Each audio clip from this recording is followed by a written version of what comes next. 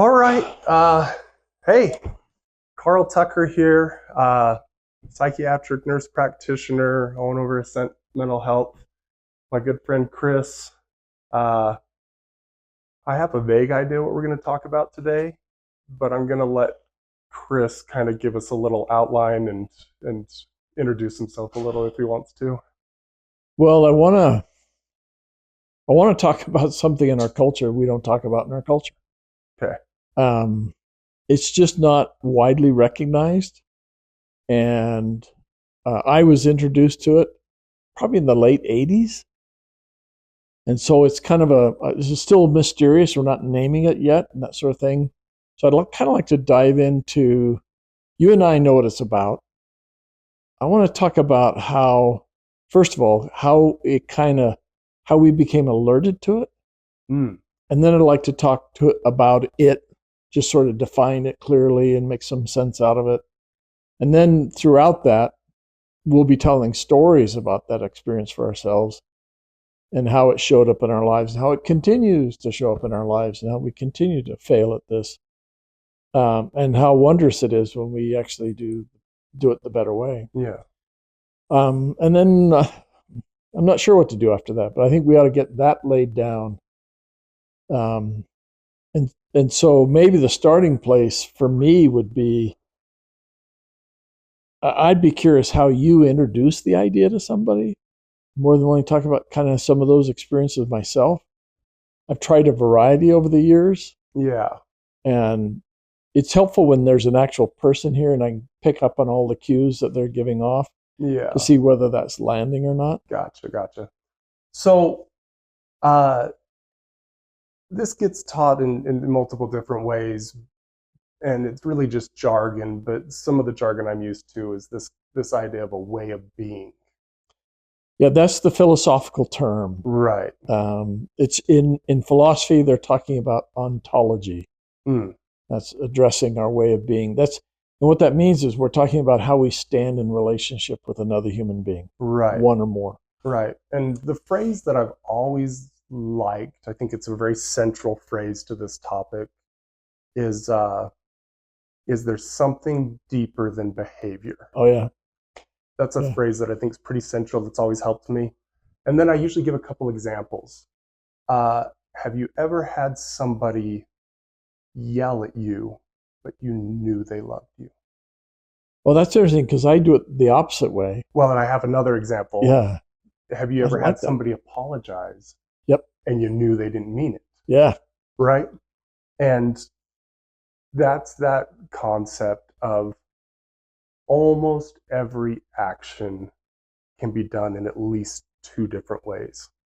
You can apologize to somebody because you want them to leave you alone and just go away. Or because mom's making me apologize to you. Right? That's a great reason to apologize. Or you can apologize because you feel bad and you think you hurt someone's feelings and that bothers you. Yeah. Right? Yeah. You can yell at somebody because they're a nuisance, because they're making you mad. Or you can yell at your 3-year-old child as they're running into the busy street. Yeah. And in one of those, you really care about that person, but the behavior is actually kind of intense or harsh, right? And you could actually yell at your 3-year-old running into the street and not care. You could be harsh. You could be angry. Yeah. This is the 97th time. This dumb kid. Yeah, causing me problems. Why do I have to watch you all the time? Where's your mother? She's the one who wanted to have you. Anyway. It's her fault. Right. So yeah, that's just in a nutshell this concept of way of being, that it's not what we do, it's how we do it. Yeah. It's it's a funny way to introduce things, right? So that's a traditional way. We identify something that's deeper than behavior. Mm-hmm. We try to talk about that. We talk about something called way of being. Now we could add to that very framework and say, when we talk about behavior, we're talking about what we say and what we do. Okay? What we say, what we do. And deeper than that is something we call way of being. And so you give the example. I like those. I'll pick the second one. Have you ever had someone apologize to you and you felt like they didn't really mean it. Have you ever had someone give you a compliment? You feel like they're after something. Yeah. Just those ideas. And people quickly recognize that. They'll raise their hand and say, yeah, I've had that experience. So I like to ask them a question to get them to identify that in their own experience. Okay. And then I want to ask the second question. Well, notice that we're not just paying attention to the behavior. We recognize it's an apology. That's the behavior part. Mm-hmm. But there's something else we're paying attention to as humans that that sort of disqualifies this act of apology. Yes. What's that? What are we looking at there? And then, in whether I've done it in groups or with clients in therapy, people will say things like, "Oh, you're assessing sincerity or authenticity." And I'm going, "Absolutely, right?" Yeah. But then I kind of tweak that a bit, and I'll ask, "Yeah, but that's kind of a difficult way to think about it. I mean, it's not wrong, but if we're down there saying, yeah, but this, Karl, when you apologize to me, I think you're only 27% sincere in that." And you'd all of a sudden, our audience is going to think, what? That's a really weird way to talk to people. Yeah. So someone way back in the mid 80s introduced me to a book called I and Thou by Martin Buber, Buber. Okay. And as far as I know, I think he was almost the first guy writing about this back in the early 1900s, maybe even before that. He had an experience. He'd gone, living in Vienna, he'd gone to his grandfather's farm outside Vienna. And the very first day he got there as a young teenager, he saw this, of the several horses in the pasture, he saw one that just really took his interest. And the horse came up to him at the fence there. And he remembered right on that, he just remembers touching the horse and how vibrant it was and how alive this animal was. Mm-hmm. He said, every time I went out from then on, that horse came to the fence and I came to the horse. He said, I've been there several weeks, and one day, as a horse came up to the fence and I'm responding to the horse, I became aware of my hand on the horse's neck. I wasn't aware of the horse. I became aware of my hand on the horse's neck. Okay. And the horse turned and walked away and never returned to me. Mm. That got him wondering what the heck just happened. And it was decades later that he began to formulate this. But he's talking about not the things we just say or do, but what is deep in that is how we see and regard another human being while we're saying or doing whatever it is we're saying or doing. What I found interesting was an animal could read this also in the humans. Yeah. Find that fascinating. The classic story I always think of, we used to work together at a wilderness program called Anasazi, and the story of Larry Olson and the badger. Do you remember that one? I couldn't tell the story, but I remember him telling it. Let me run through it real quick. Just to kind of facilitate this. Larry Olson is he still alive? I don't believe so. He may have passed away, but he was one of the premier outdoor survival skill experts in the States. Consulted on movies like Jeremiah Johnson. His son was just on the TV show Alone, which is a survival show. And as a young kid growing up in Idaho, this didn't start in adulthood. He started as a child loving the wilderness. Yeah. And he had sewn up some handmade moccasins, and he was real excited to go try them out in the wilderness, right? And he starts hiking out as a young kid, different times back then. The way that I remember this story, he was like 8, 10, like a little kid, just in the Idaho desert exploring by himself.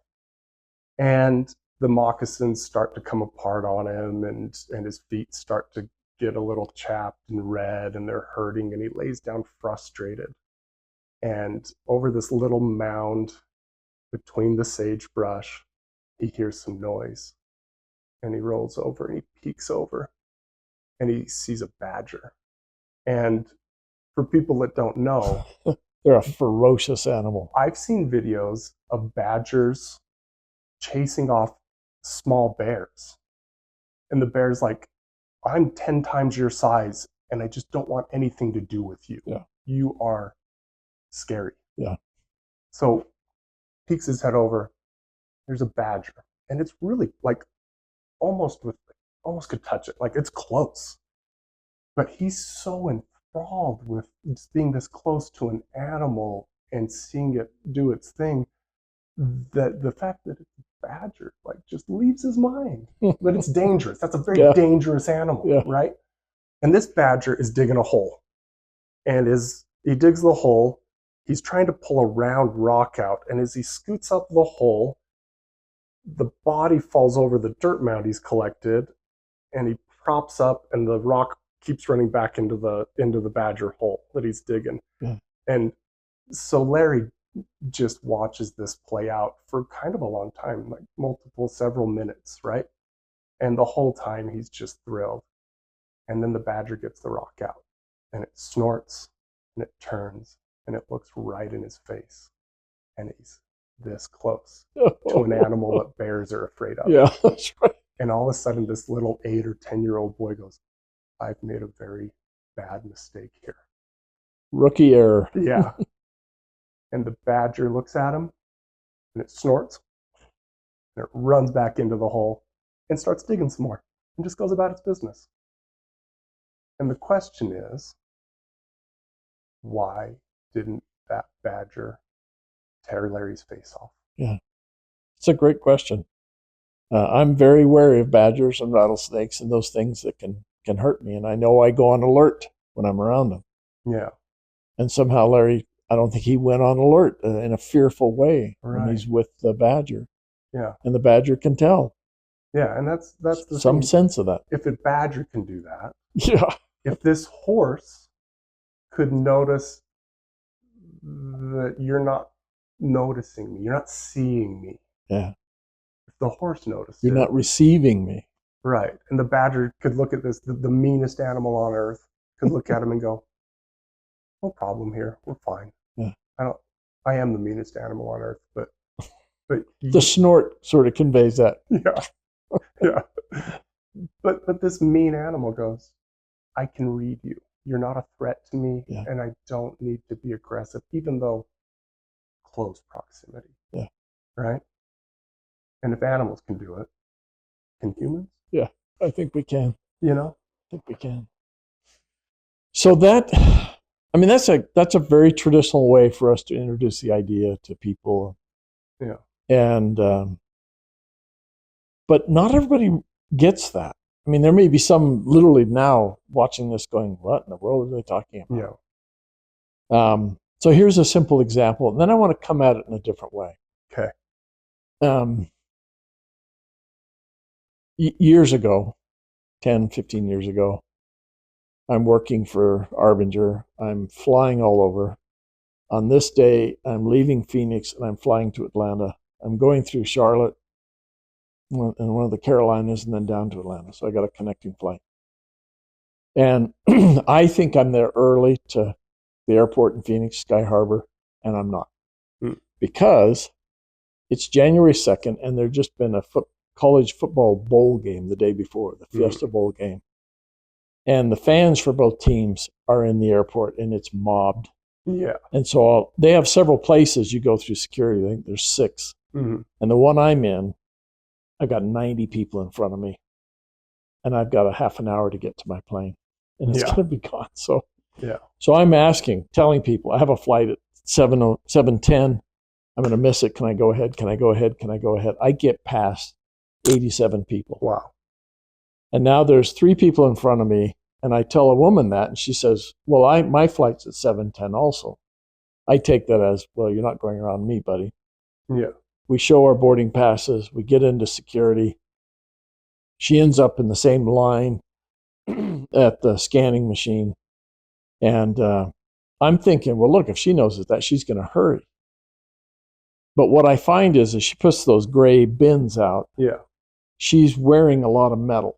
She takes her shoes off, but then she has about 15 bracelets here and another 12 over here.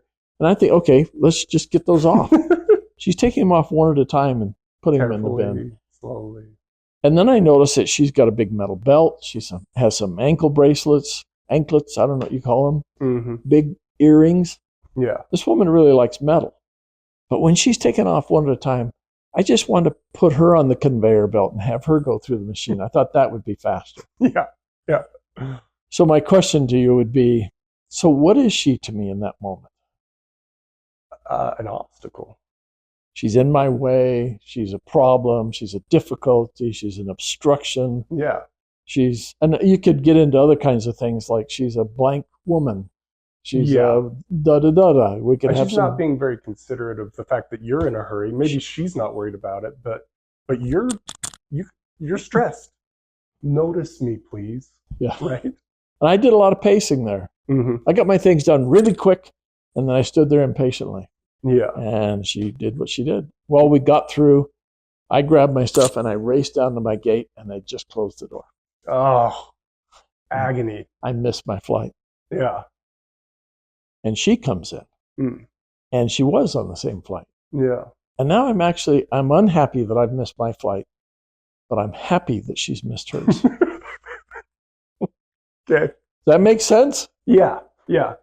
So then I go down to customer service, and the guy there, I get in line. I'm the third person. I get right up there, and he says, "Well, how can I help you?" I said, "I've just missed my flight." He says, "May I see your ticket?" I said, "Certainly." I present that to him.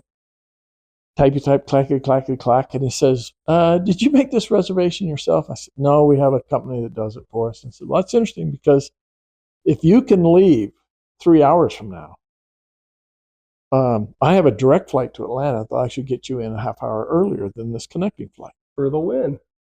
Yeah. He said, "Would that be okay?" And I said, "I'd love that. Thank you." And Yeah, he wonderful. clicks me out and hands me a new boarding pass, tears up the old one.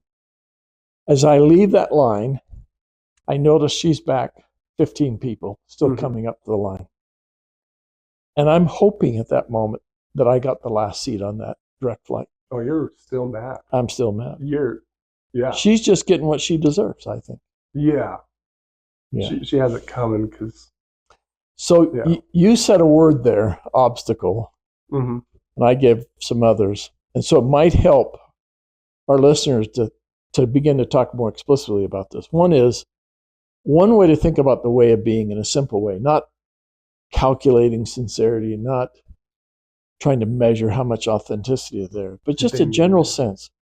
Am I seeing a person as a person, or am I seeing a person as an object? Okay. Less meaningful, less relevant, less important than me. Yeah. Okay. Now that's a variation of that, and we can even address some of the nuances of that. So the question would be, from the moment she's taking off 15 bracelets here, am I seeing her as a person, or am I seeing her as an object? What's it feel like? What would be your guess? Well, I mean, the level of vindictiveness that came afterwards, right? Yes. It tells me that somewhere in there, because I know you, that you're not naturally mean. You're not just going around being like, I hope everyone's having a bad day today, right? Yeah. Normally, under normal conditions, I think you go around being like, I hope they're doing good, and I hope they're doing good. Look, I was very polite to 87 people in the line. Yeah. And they all got it. Yes. But despite being not a naturally mean person, you had a lot of mean feelings towards I had a lot of mean thoughts and feelings toward this woman. Yeah. I mean, picking her up and putting her on the conveyor belt. I hope that I got the last tickets. That's when I was like, wow, pretty mad, aren't you? Yeah, like pretty bad. Yeah. And yet it's actually helped. I'm actually got a better deal and get there a half hour earlier. Not big. Everything turned out fine. I have left. And yet you're still mad. I don't have to change planes. It's a direct flight. Yeah. I'm still mad. Mm-hmm. That's interesting. Yeah, I agree. How is it this is actually better for me and I'm still upset? Yeah. I flew a lot in those years. I've had a lot of stories on airplanes where I saw people as objects. Mm-hmm. And I've also seen times where others have seen me or somebody else as a person and been amazingly helpful. They saw a need. They must have in their mind and heart asked the question, what's needed here? What would be helpful here? Clearly, they were seeing someone as a person where you mattered as much as they mattered. Yeah. I've watched people change seats. I've seen people give up their seats. I've seen people take someone out of a pretty wretched place in the back of the airplane and say, hey, you go take my first class seat. And you enjoy this flight. Wow. And I'll just sit back here. Yeah. I fly a lot. It's no big deal to me. Yeah. And you're going, wow, those are nice. Those are people. Now, the person could do that same thing to be seen in a certain way, and then they're seeing them as objects. Right? Mm-hmm. And we used to identify three general basic ways in which we see people as objects, right? You named one: obstacle, another's vehicle, third is irrelevant, inconsequential, that sort of thing. Well, there's a way I've discovered to help people identify that by asking a couple of questions. Like I would write on the board, I'd write the word used, put a question mark at the end of it. I would ask them, have you ever felt used? Yeah, I felt used. Did you like it? No. What kind of emotion might you have had with that? I was upset. I was really annoyed. Okay, fair enough. So I've written all that. I've written their emotion out. Upset. So now I come back and write, this time I write ignored. You ever felt ignored? Question mark.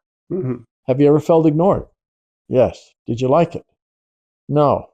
How'd you feel? I was mad. Yeah. Mad. Okay. Have you ever been treated harshly?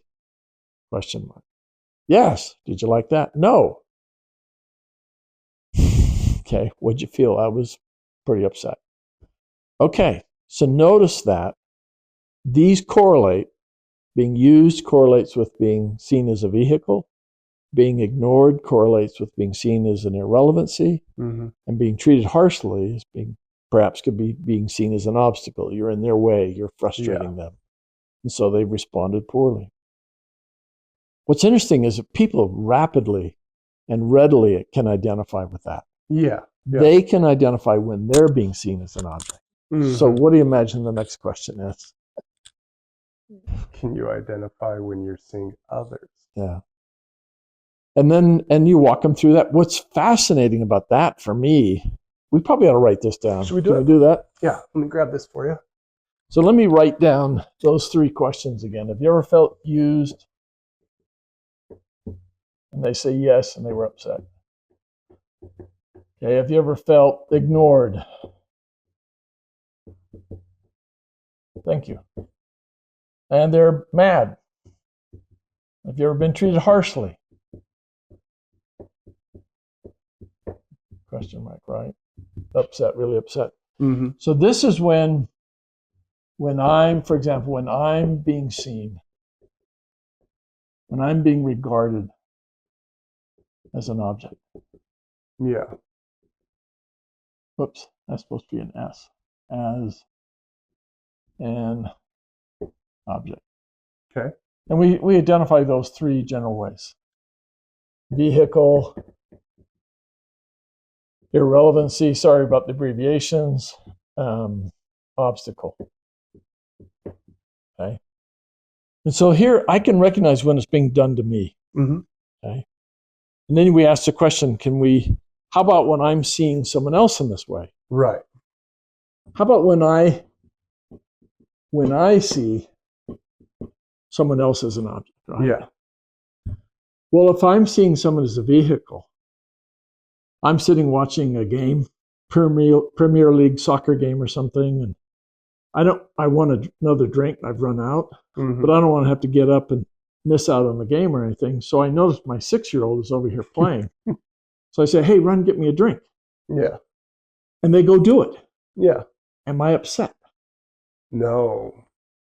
Would it be okay to say, would this make sense to you to say, I actually feel pleased. I'm content. Didn't have to get up. It works, right? Didn't even miss a single play of the game. Yeah.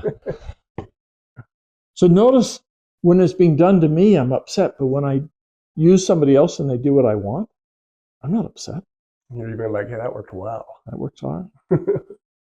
So if I'm seeing someone ignoring someone, when I'm in a meeting, conducting a meeting, I'm getting input, I notice Sally has her hand up.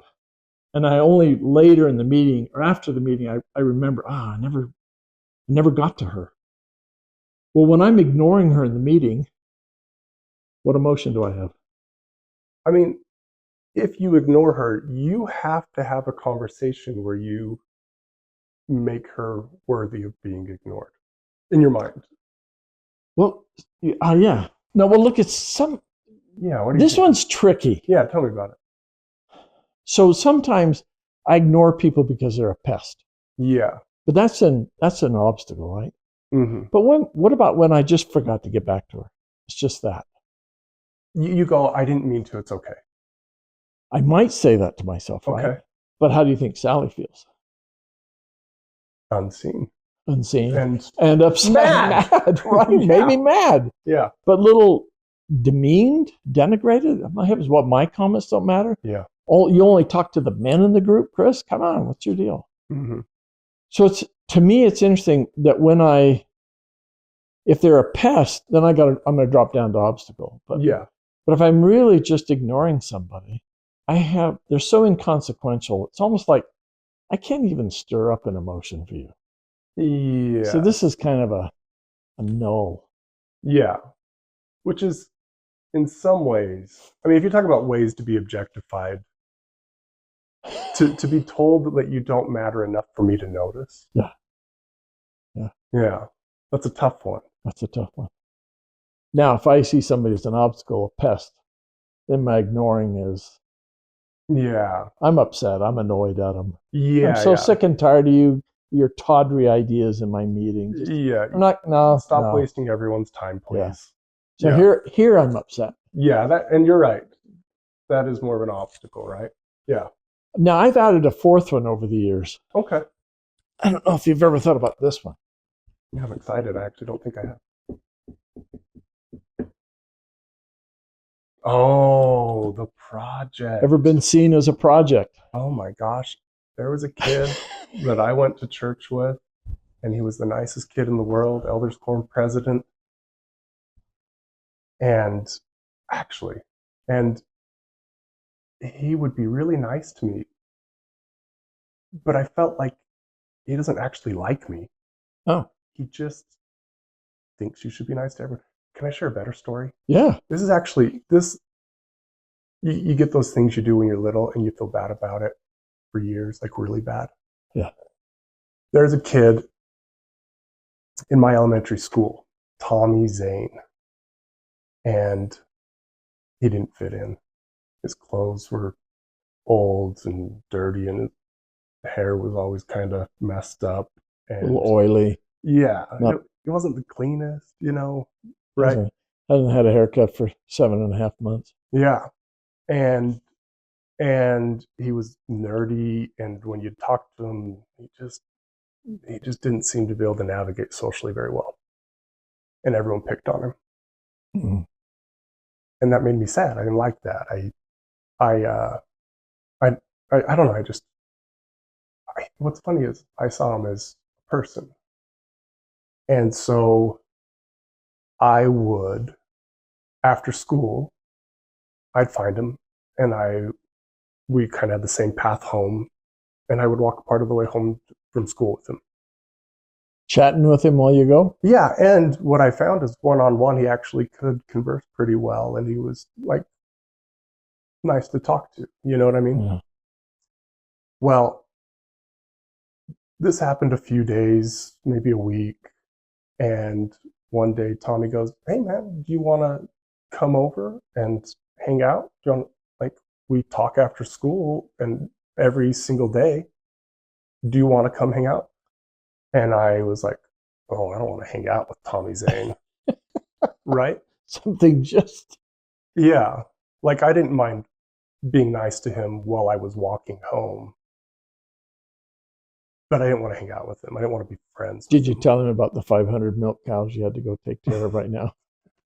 I came up with some excuse that was lame and that he knew was a lame excuse. A lame excuse. And I watched kids be real mean to that kid. Real mean. Push him. Yeah. I swear I heard him worse. Oh, that's interesting. Years after that, high school. Haven't talked to him since 6th grade, 5th grade, whatever. Right? I'd see him in the halls at high school and he'd give me a look. He hated me. At least that's how I felt. Oh. And anyway, but it's a good story that illustrates that, like, a project. Well, I think in the beginning, you're just fine with going with him. It's okay to walk home with him. But Yeah. when he does the ask, well, that's too much. Yeah. I don't see you as that much of a person. Right. I thought I saw him as a person, but when it really came down to it, I didn't. Yeah. Yeah. Oh, yeah. Well, I've had plenty of those in my life. Yeah. I think the way I think about a project, and then people probably define this in a number of ways. For me, a project is we've identified someone who's got issues and we're going to try and help them. And it's kind of a hybrid, if you will. They're useful, they're a problem, right? So they're kind of an obstacle, but they could be useful because if we can get them to turn around, we're going to get pats on the back. We're going to get kudos. Yeah. We can feel good about ourselves, how we took this deficient individual and turned them into something. Yeah. Which really sounds objectifying. Yeah. So it's interesting that your story, it's interesting. I tell the story in the airport sort of offhandedly anymore. And I don't even really feel angry about it anymore. Probably resolved it. But when I hear that story about Tommy Zane, I'm going, and you're talking about that. I felt that story. I still feel bad about it. Yeah, I can feel you doing that. Yeah, it makes me emotional. I feel bad that I hurt him that way. Yeah. Yeah. I've never done anything like that. I know. That's why I'm friends with you. So I went on one date my senior year in high school. Okay. Well, I was coerced into asking a girl out to the prom. Okay. Sandy. And in the 7th grade or 8th grade, we tried to be boyfriend, girlfriend because it was something to do. I had no clue what that was about. Too young. Now I'm a senior in high school. I'm still really immature. And okay, you want to go to the prom with me? I ask her out. She's really happy. Yeah, she would love that. And that'd be really cool. So that's a couple of weeks away. I never picked her up. I never even went and picked her up that night. You asked her and then just ghosted. Okay. I told that to my daughters, and I have not a few. They struggled with liking me. Yeah, 8 daughters. They struggled with liking me. They had a hard time reconciling that I would have done that because they can't stand boys who are doing that to them. Yeah. And they struggled for days with that rather awful picture of me. But I don't think there's anything more common in our experience that we see people as people a lot of the time, and there's other times when we see people and they're less relevant, less meaningful. They're objects, they're irritants, they're bores, they're an abstraction, they're a diagnosis. Yeah. I left the last place I worked at because the therapist there would talk about their clients as a diagnosis. Got to go meet my borderline. Yeah. Really, I thought you were meeting a person Yeah. who has struggles. So there's one more piece to this. Okay. That Arbinger's never talked about, but I do. Okay. That first column is when I'm seen as an object. I can readily identify that. Yeah. Emotions. This one's a little more. We got to work a little harder to get that out on the table. Aware. Yeah. Yeah. Do you think we can see ourselves in objectifying ways? Oh yeah. Yeah. I talk about this with my patients sometimes. We got our relationship with others, but then we have a relationship with ourselves. Yeah. Well, I want to hear how you do that. How do you share that with them? Because I see it a lot in every client. Yeah. So I'm changing how I teach each one, that sort of thing. But I'm curious, because we're doing different things. We've known each other for Mm-hmm. what, 30 years, 20, 25 25. years, and we both have been interested in this. And I Yeah. know you've worked hard with your clients to figure out how to draw this out. So I'm curious how you do that. I mean, I think a lot of it's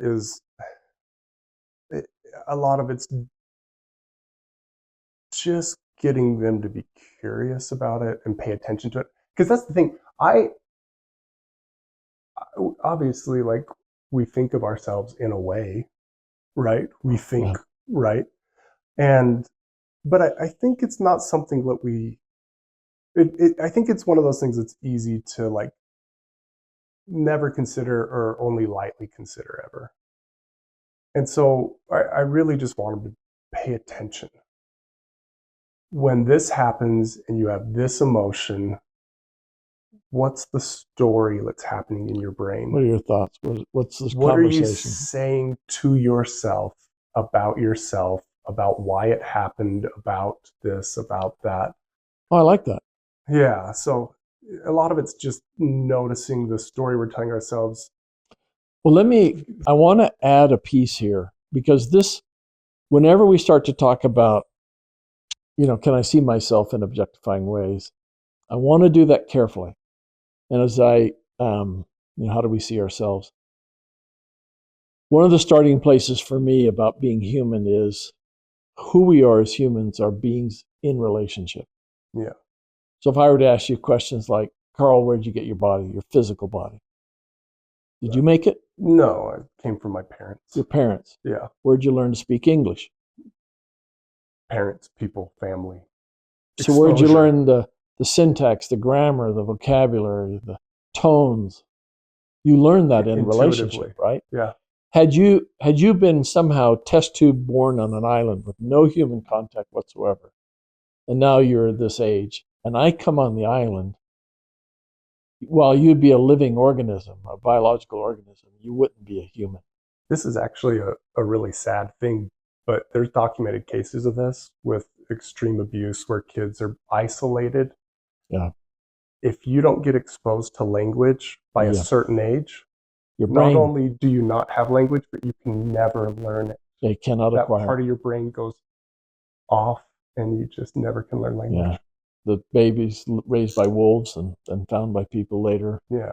can't acquire language. It's stunning. Yeah. So who we are is who we are in relation to others. Yes. Now that's, to me, is profound. You okay if I draw more here? Yeah, let's go. Let me erase. And I'm going to draw this piece a little bit differently. Okay. So if this is me, draw a little picture of me, stick figure. And this is another human being. If I'm seeing them as a person and not an object, seeing them as a person, it means that they matter like I matter. Okay? And I know because they're a person and they're a human, they've been in life, I know they have things. They'll have hopes, dreams, needs, wants, failures, successes, other people they're in relationship, etc., etc. And if they, as a person, matter, then those things that concern them matter to me also. And I may not know them in particularity, but I know they've got them because I've got those things. Right. So as I've explained this to people, tried to draw it in a variety of ways, sometimes people think, oh, so you're saying, Chris, if I see someone as a person, I need to see him as a good person. Mm. I'm not saying that. So I put a continuum here of behaviors, if you will. And here's the really good behaviors we might do, and here's the really bad behaviors we might do, but they're behaviors. Yeah. So I can see a person as a person even if they're doing bad things. Mm. It's a little more challenging for me if it's my kid and they're doing bad things. Yeah. Or my employee and they're doing bad things. So it might be more of a struggle, but they're a person, no matter what they're doing on this line. Yeah. And that's true of me. I can do bad things and good things.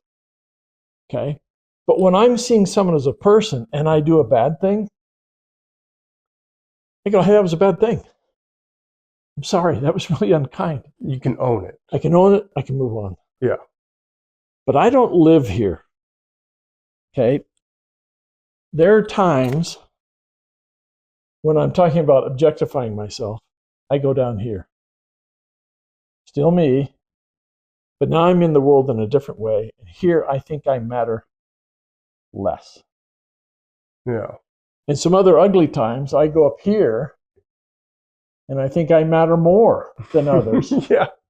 So here I matter less than others, here I matter more than others. What I found interesting, and I'd be curious how you think about this, whether you'd agree or not. When I get here and I think I matter less, whether I'm here, or here, one of the things I've been doing in my life is I've been watching other people. Remember, I learn by watching others. I acquire Intuitively from birth. emotional repertoire, Yeah. linguistic, what's right to do, what's wrong to do. We acquire all of that. Sure. Right? So we watch people doing all kinds of things, but we also watch the watchers. So there's other group up here who are watching these, and they're commenting on those. Could be parents, could be a teacher, a leader of some sort. And those people are going, ooh, like that person. She's really smart and intelligent. Mm-hmm. Ugh. Now guess who I don't want to be like? The uggers. I don't want to be like the uggers. So across time, I build, if you will, a Frankenself. Someone I stitch together about what I should be. Mm. I have to have this and this. So when I go here, I actually split off and I'm in the creation of this. Now, if I do something wrong, it means I am wrong. I'm bad from this perspective. Up here, I've just done something wrong. Here means I am wrong. I'm flawed. I'm bad. I'm never enough. I'll never be enough. I'm not desirable. Blah, blah, blah. So blah. seeing a person as a person, you see that they have a problem. Seeing them as an object, you see that they are a problem.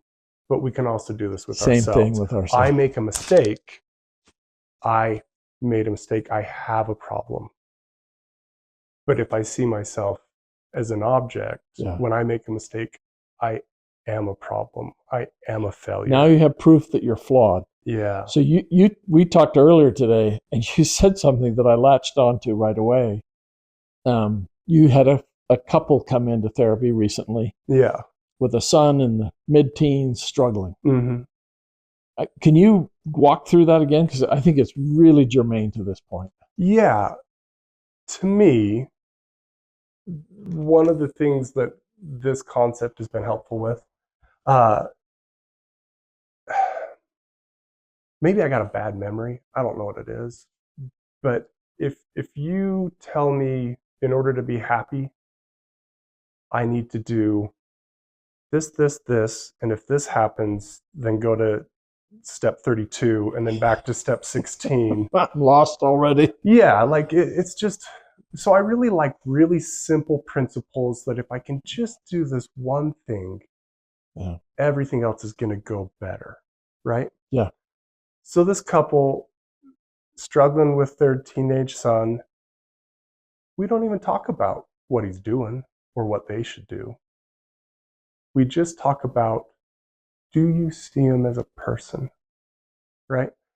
Do you see him having a problem, or do you see him as the problem or as a problem? Right. That was the language that really struck me earlier. Right. And all I want to do is cultivate, if I can make sure, and truthfully, like this couple, they're pretty good at this, almost intuitively. And they were in that place with their son. So we started saying, well, what's going on with them? And like, what does that mean? And we started exploring it a little bit. And pretty soon they're talking about how beautiful he is. This kid looks kind of giving them the business at home. You know what I mean? Like they're stressed about it. You know what I mean? Yeah. But they're like, he's so beautiful. He's so smart. He's so capable, has so much potential. And then I just explain the only thing I really want to do for me to feel like I'm being helpful in this moment of you guys just already being great parents, but I'm in the room, so I'm going to try and be helpful, right? Don't worry about the problem. Don't worry about what he's doing wrong. Just worry about if you're seeing him honestly, where you still see that he isn't a problem, he has a problem. Yeah. And if you see him as he has a problem, everything else about him stays alive. This is a kid that's making mistakes, but he's still beautiful. He's still got potential. He's still so funny, and he's interesting, and he's smart. Yep. Right? Yep. And he's doing this over here that's really causing problems. That's right? Anyway, and if you're in that place, whatever you feel like they need, if you pursue it, my experience is that it helps. Almost, not does it always fix it, but it's going to be positive, not negative. It's going to improve, not take away. Not make matters worse. Yeah. That's actually, I think in so many ways, that's Arbinger's original point. Whatever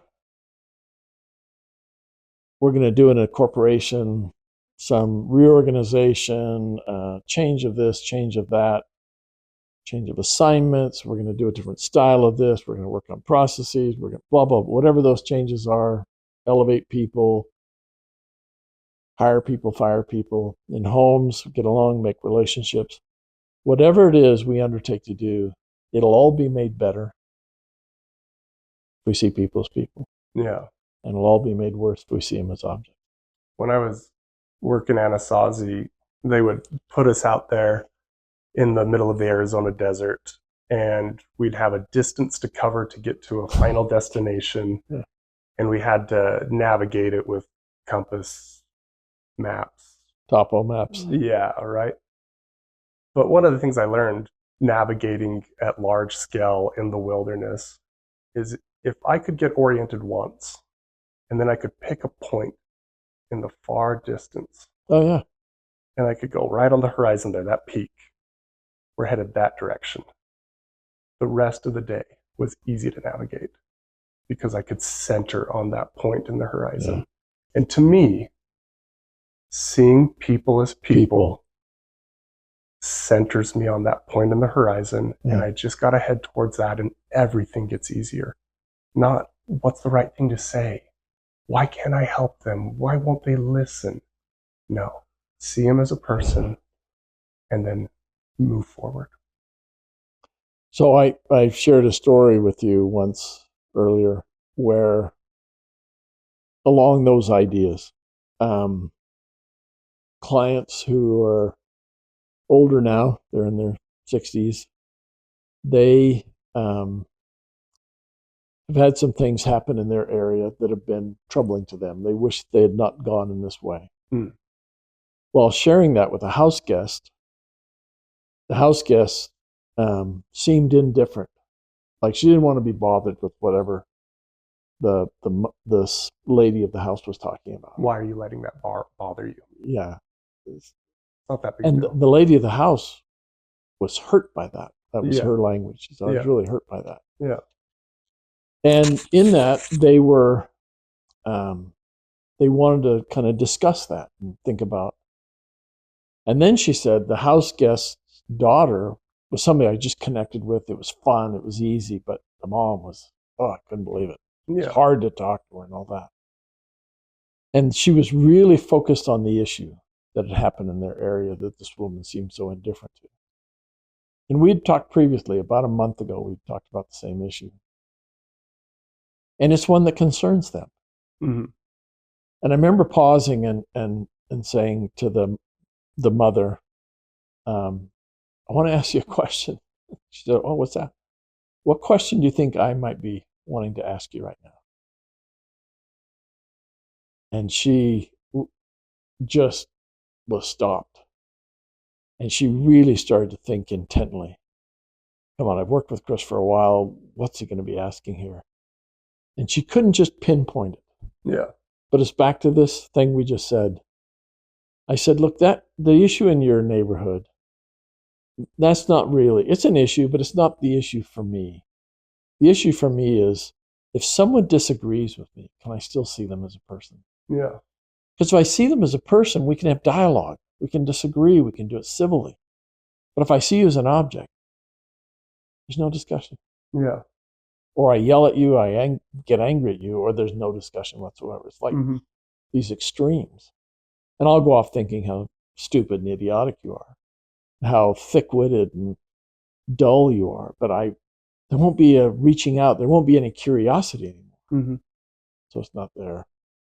And when I said that, the woman just went, it is so easy for me to forget that point. Yeah.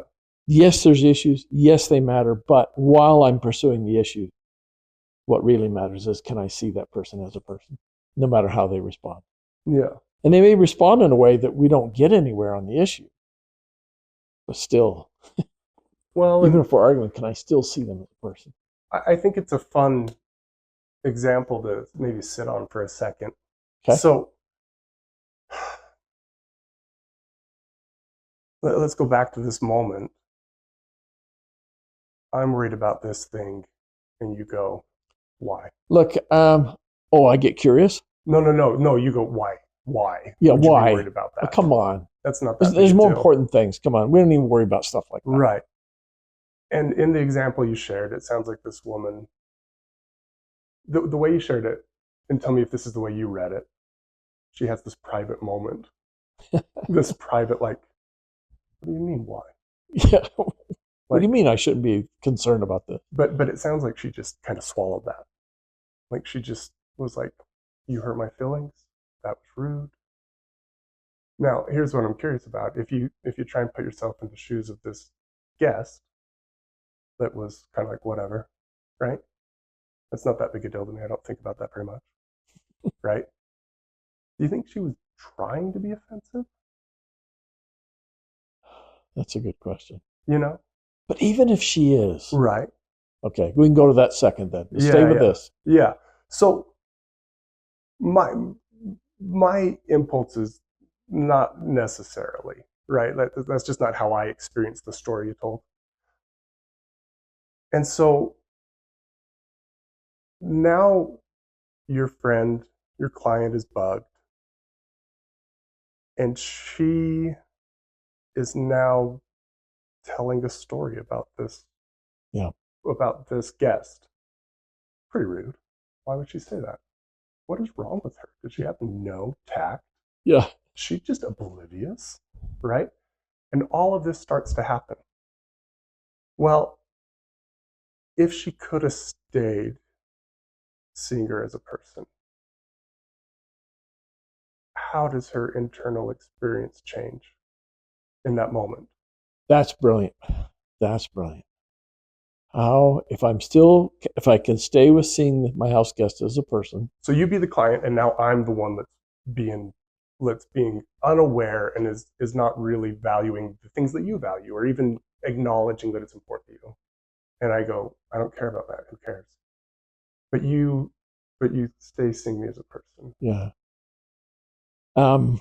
Instead of having the internal monologue about what a jerk I am, yeah. What happens, do you think? You know, it's interesting that you would say that that's not of interest for you, because it's been such a thing that's bothering me. You just helped me see that it may not be that issue for somebody else. Yeah. That's really interesting. So you were able to create space for the fact that maybe I have a different opinion. Yeah. I think I would probably, my variation of that would be, yeah. I might turn to the woman, the house guest, and say, look, I'm going to have kind of a strange dialogue with you right here, but you said, I pointed this thing out and you responded, and I took offense at that. Mm-hmm. I all of a sudden saw you hurting me and being indifferent to me. And I don't know if you sensed that or not, but if you did, there's definitely, I need to apologize for that kind of accusation. Wow. Yeah. That I'm going around saying, if people don't agree with me, that I can get all huffy and hurt. My heavens, what a strange request to the universe. Right. I am sorry I did that. Yeah. And what's interesting about yours is you're taking accountability for your part in it, and it's a little hard to get upset about that. I want to take away, because I know I'm just blaming them, and it could have been that I'm assuming they were indifferent to me and my needs or my hurts or what my concerns. I want to take away any accusation they might have of me. I want to make it easy for them to be there. Now, I found that when I just really own it, this is mine, this is what I did. That's not something I do every time, but sometimes when I get a hint, they've noticed I just changed. Yeah. I got to address that. Yeah. Sometimes I can't even do it for hours or the next day. Sometimes it's a week later. Yeah. Sometimes I'm doing it by phone. By the way, when you were here, I need to own up to something. Yeah. So I have found across a lifetime of doing this poorly Mm-hmm. that when I feel hurt, for example, my traditional way of responding was to try and get you to acknowledge what you did, point it out to you, as though you now needed to do something Right. different to keep the relationship going. Right. Because one of the things I noticed, there's so many things going through my mind. Mm-hmm. Partially about staying with the topic and talking about emotions and no, I can't hurt you. But our culture accepts that, the idea that I can cause emotions in others. And that's why we suffer emotionally as people mistreat us and that sort of thing. Yeah. And that's a very careful topic to wander through someday. And we don't really have the foundation to do that today.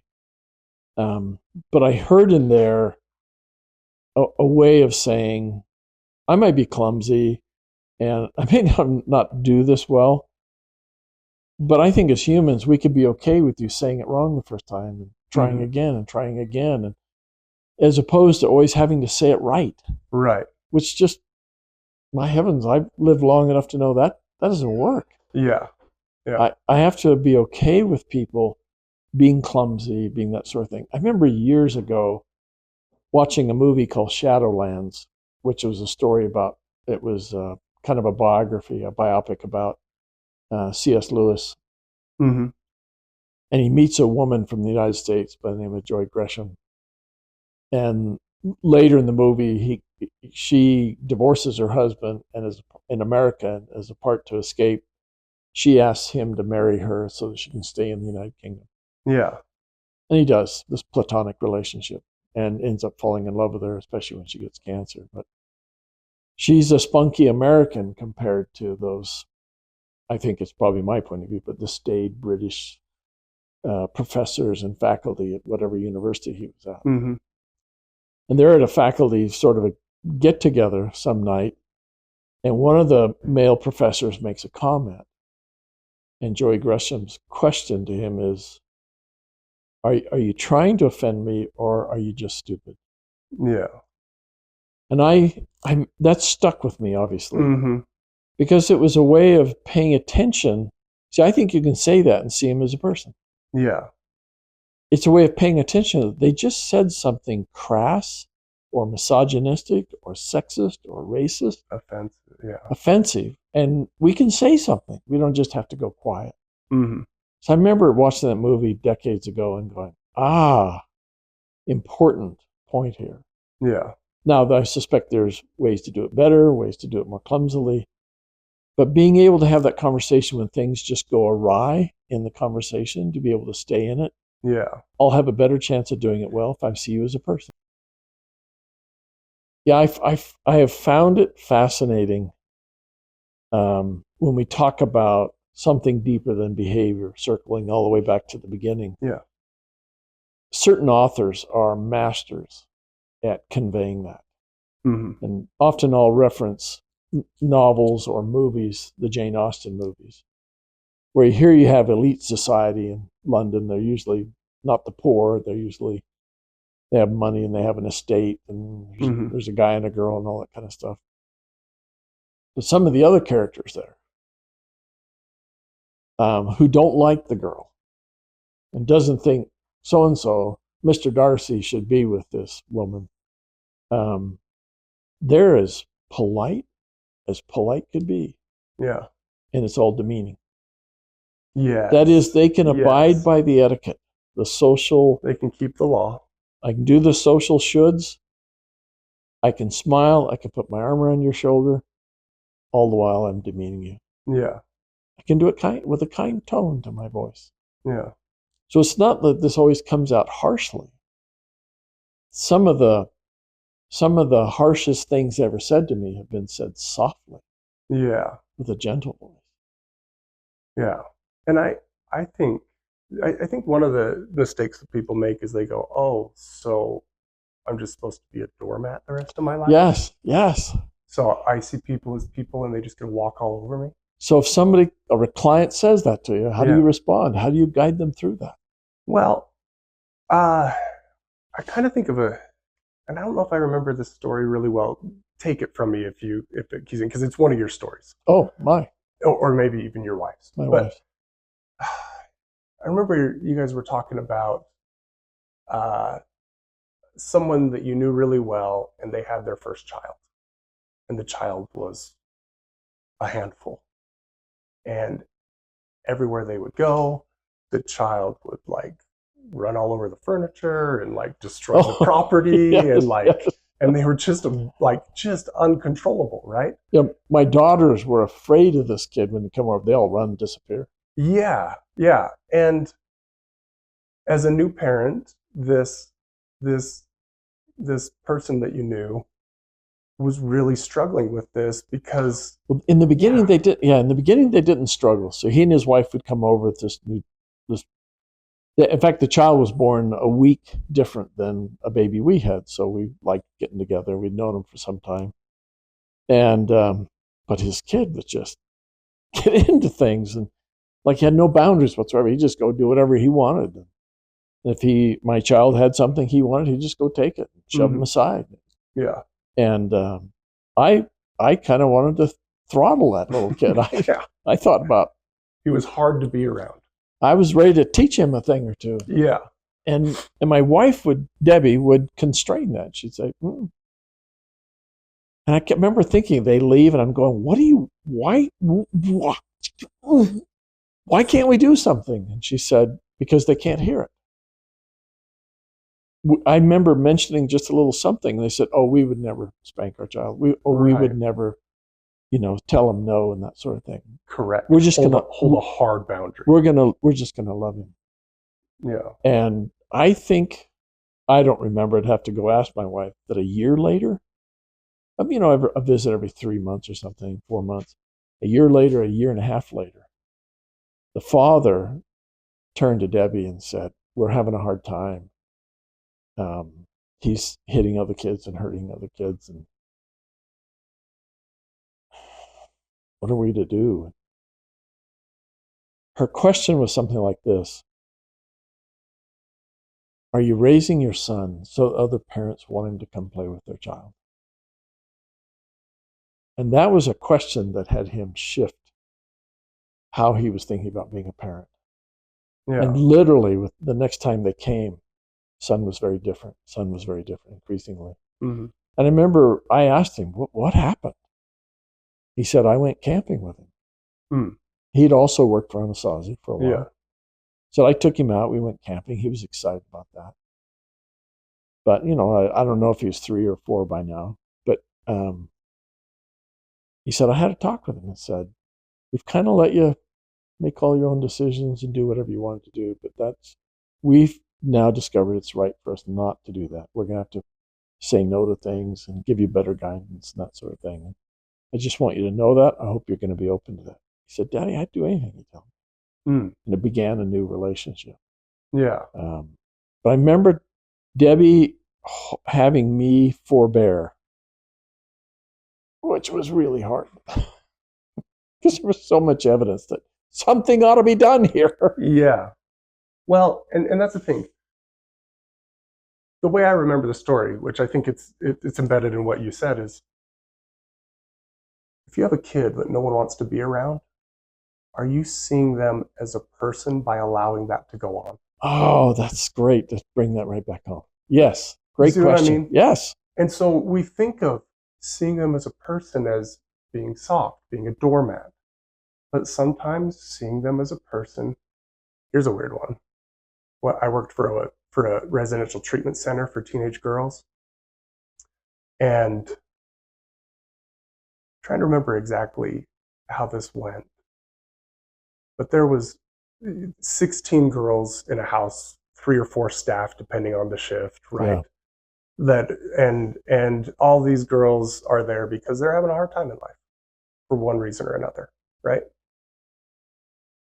And there was one of these girls that was newer to the house, hadn't been there as long, and just there was a flow to the house, there was rules, and there's a way that the whole community did things. And she pushed against all of them, just right? Yeah. And I can't remember what spurred it, but something gave me a little opening. And I remember I told this girl that I actually don't like you. You're very hard to be around. When I come to work, I know that I'm going to have to be in battles with you all day long. And that's really hard. I would much prefer to be able to come to work and just enjoy being here.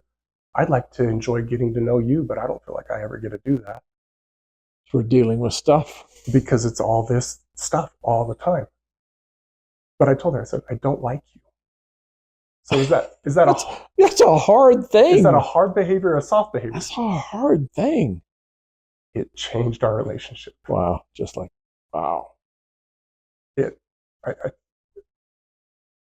Because I was being honest, but I wasn't doing it in a way that said it. What I think the tone was, I think the reason I got away with it, because I've only done that once. You know what I mean? Yeah. I don't go around being like, I don't like you and I don't like you. Yeah, by the way, that's actually an important side point to make. You know, we've mentioned these kinds of things, experiences we've had, and we talk about other people. And I would not be very interested in having people go, oh, okay, so that's what you say, that's what you do, right? If your child's doing this, and try to go do that. So if somebody's listening to this and saying, oh, I'm gonna turn to my child or that kid in my neighborhood and I'm gonna tell them, yeah, I don't like you, and then tell them why I don't like them. Yeah. So, as though that's gonna. There's somehow something magic about that moment. somehow she knew You cared. that I was telling her I didn't like her because I wished we could have a better relationship. Yeah. And she heard it and she felt it. Yeah. And she started behaving better. And Despite her struggles that got her there. And I trusted her more. Yeah. And it wasn't like she had to earn all that trust. The next day, she was different. Yeah. She goes, oh, if I want a relationship with Karl, if I want to like have this be a positive thing, not a negative thing, then he needs me to do better following the rules and not resisting everything, pushing against everything. You know what I mean? Yeah. Yeah. But I love that concept of sometimes seeing a person as a person means doing a hard behavior. Yeah. It means sitting your kid down on a camping trip and going, we got to change things. Yeah. It's got to be different. We got to do this different. And sometimes the most violent, mean thing you can do to a person is just ignore that they have a problem and let them suffer for the rest of their life with that problem without you ever confronting it. To watch a person just blunder and blunder and blunder. Yeah, and never go, hey, I love you, but when you do this, it's hard. Yeah. Right? Now you can definitely do that where you say, I love you, but you're a real piece of garbage and you don't do anything right. Like that's trying to do seeing a person. Yeah, it doesn't feel quite the same. But if it comes from the right place, you can say things that shouldn't work, and they will. So what I like what you're pointing out, Karl, is there's nuances here. Mm. And it's not just black and white. I think, quite frankly, there's a continuum of 100% seeing someone as a person all the way to 100% seeing them as an object. And yeah. I'm up and down this a lot. It's interesting. You're telling that story reminds me, And stop me if I've told the story before, but we had a neighbor show up one day, a woman. She wanted to talk to Debbie. I'm in the other room listening. And because my wife has insights I don't have. It's been kind of nice. In fact, you ought to get her here instead of me. So the woman came over and she said, Debbie, can I ask you a question? Debbie said, sure, what's going on? And she said, my son just turned 13 and he's turned into a jerk. Mm. He burps at the table. He pushes back on doing his chores. It's like it kills us to get him to do anything. He fusses over his homework. He bemoans everything. He just turned into a jerk. And he's just not kind. And he doesn't respect me. Yeah. Now, he said, if I did that, the woman said, if I did that to my mom, if I behaved like that with my mom, if I didn't respect her, she slapped me in the face. I respected my mom. Mm. And Debbie said, oh, can I ask you a question about that? Oh, sure, the neighbor says. Debbie said, are you telling me that your mother taught you to respect her by disrespecting you? And the woman went into that space of deep consideration and she said,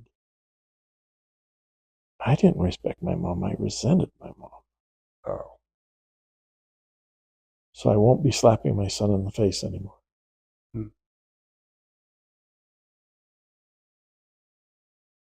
I don't always know how my wife sees things to even ask a question like that. I find that, where did you come up with that? Yeah. But it nails it. It really gets to the point. And so it's a kind of a question that's a strong question, not maybe a hard question, but it's a strong question that's challenging this woman's beliefs about how respect works. Mm-hmm. And I think Debbie's curiosity and concern and care for the woman allowed the woman to hear it in a way she could actually hear it. Yeah. In the context of her relationship with her son and her mother. But think about the startling response. To me, when I heard her, I'm in the next room hearing that, my face is going, oh my heavens. Yeah. Because I'm thinking, your mom slapped you? Oh my heavens, that in the face? That can't be right. Mm-hmm. That could never be right, I thought. But actually, do you think it's possible to slap someone in the face hard, really hard, 6 or 7 times while seeing them as a person? I mean, there's a story of a kid that came through Anasazi, and that was his story. He says I was using drugs, I was having big problems, and my uncle grabbed me and slammed me into a wall so hard that it broke out the drywall. Wow. And he said, "Stop it! Oh wow. Stop it!" And he felt loved. Yeah. And it landed. And the kid that nobody else could get in on, his defenses were too good, right? Yeah. You can't get to me, right? That got to him. It broke right through it. And he said, I'm affecting people I care about in a negative way, and I need to stop. Wow. It was interesting. Jeffrey Holland told the story when he was president at BYU, where he was working with counseling a young woman student there who just was a problem. Mm-hmm. Probably doing bad things. Trying hard. Other people were trying hard. She was, about that time, she's probably in her mid-20s, 10 years out of high school. She goes back for a high school reunion.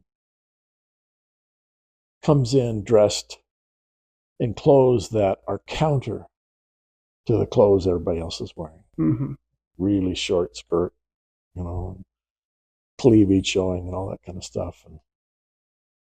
And she was a taller woman, about 5'11" or something like that. Well, in high school, she started making her way around with people, and in her supercilious, Susan way, she's talking to people, and people they're kind of pulling away. Mm-hmm. Well, another girl comes who had been her friend in high school. All this stuff had happened after high school. So let's call the first woman Ruth, and the second, the younger, much shorter girl, like 5'3", 5'4". We'll call her Mary. Well, she sees her across the room and tries to make her way to her, but people are saying, oh, my heavens, Mary, Mary, Mary. But she still keeps trying to get there. Well, Ruth gets bored of being there. She doesn't want to be with these lowbrow, useless people, stupid people. So she makes her way back to the cloakroom and the ballroom, gets her coat, and as she's putting it on, turns around and Mary's standing there, this diminutive woman. Mm-hmm. She says, "Is it true what they're saying about you? What do you care?" Grabs the lapels. "You stop it. I love you. You stop it." Yeah. And Jeffrey Holland said, "She did. Nothing we did ever penetrate any of that. That little Mary, just love bursting out of her. You Yeah. stop it. You're breaking my Yeah. heart." And that's what I think's fun about these stories is the message isn't be like Mary, grab people by the lapels. And shake them and say these words. The message is it's less about what you say or what you do, and more about how you see them when you do it. Yeah. You know what I mean? Yeah, I do. So yeah, I think those are fun stories. Now, let me go back to the very beginning. When you first heard these ideas, did you get it right away? I feel like one of the things that helped a lot is I went over these ideas over and over and over.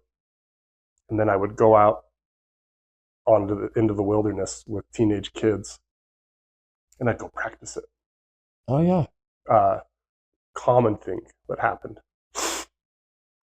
You got between 2 and 12 teenage kids that are hiking through the Arizona desert.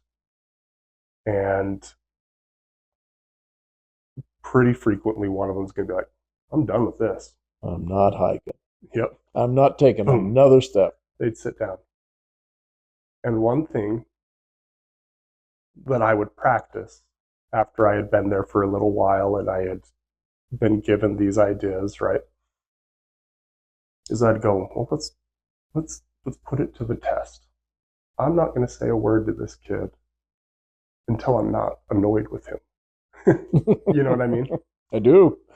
And what was interesting is sometimes I would sit for an hour or more, but then I'd get there. Or even sometimes one of the other students would come up and say, "Hey, like, we're sick of sitting around here. Can I go talk to him?" And I would say this: do you think you can talk to them in a way that helps things, or is it going to make things worse? And they'd say, "I think I can do it." Wow. Right? I would just give them a little prompt. Yeah. Hey, right? And do you want to know what my batting average is? Whether it was me or one of the other students that did it, if I waited till they weren't a problem, I waited In your heart, right? in my heart. Yeah. If I waited until I wasn't annoyed with them, they always got up. Never once did they refuse if I waited. Now, I didn't do it that way every time. Yeah. Sometimes I'd be like, "Hey, what are you doing?" Like, there's other people here, you inconsiderate jerk. Yeah. You know what I mean? Let me tell how annoyed I am. And you know what they got when I acted like that? They got permission to disregard me and all those people. Yeah. Because you handed them excuse. Yeah, they don't care about me. I don't care about them. Yeah. Dig in. Yeah. Dig my heels in. All right. So originally, Arbinger would convey through some sort of geometric here. They'd put behavior up here. And we try to then convey the idea that there's something deeper than behavior. We'd ask questions like you asked earlier. Mm-hmm. You ever had someone apologize to you? Felt like they didn't really mean it. So this is what we say, what we do, those kinds of things. And the deeper is how we see how we regard others, how we stand in relationship to them. And in a simple way, the simplest way to think about it is there's just two basic ways. And no matter what I'm doing, I'm either in one way of being or the other. Yeah. So either I'm seeing someone as a person or I'm seeing them as an object. Some of the other people who have written about this, Martin Buber called this I-U. So as I stand before another, they're a you. Mm. His language was thou, I-thou, Yeah. which is the name of his book. So that was his way of talking about it. Here he described this I-it. So I stand before a thing. Yeah. So I'm seeing as an object, a thing, an abstraction, a label. I see him as a diagnosis. So those are the kind of language there. Arbinger originally called this the responsive way of being and the resistant way of being. So here I'm responsive to their humanity. Here I'm resistant to their humanity. Mm-hmm. So there was a variety of ways they talked about in the box, out of the box, hard at peace, hard at war. So some of those help people latch on to what this is talking about. When we talked about the hard and soft, often when we would teach this and share this with people, they would mentally draw a line through this. Yeah. Put the soft behaviors over here when we're seeing a person, put the hard behaviors over here when we're seeing someone as an object. And so I felt my job was to help them erase that line. Mm-hmm. That's not really, there's no real line there. I can do hard things towards someone I see as a person. I can do soft things towards someone I see as a person. Right. Similarly toward an object. Which is, in our culture, that's not an easy concept. Yeah. That's not how we think the rules, that's not how we think relationships and interactions happen. Yeah. So part of I remember saying again and again in the workshops, especially at Anasazi, some parent toward the second day would be asking, my child's doing this, what if I do this? Right. And we'd say, well, remember, point at the diagram, I can do that while seeing them as a person, or I can do that while seeing them as an object. Mm-hmm. So at one point I remember drawing where the center column was, I had them list out all these parental skills. Got to communicate, you got to listen, got to have rules, set boundaries, got to have consequences, got to have fun, all kinds of stuff. And then on columns on either side, see as an object, see as a person. Well, how do you go about rules if you're seeing someone as an object?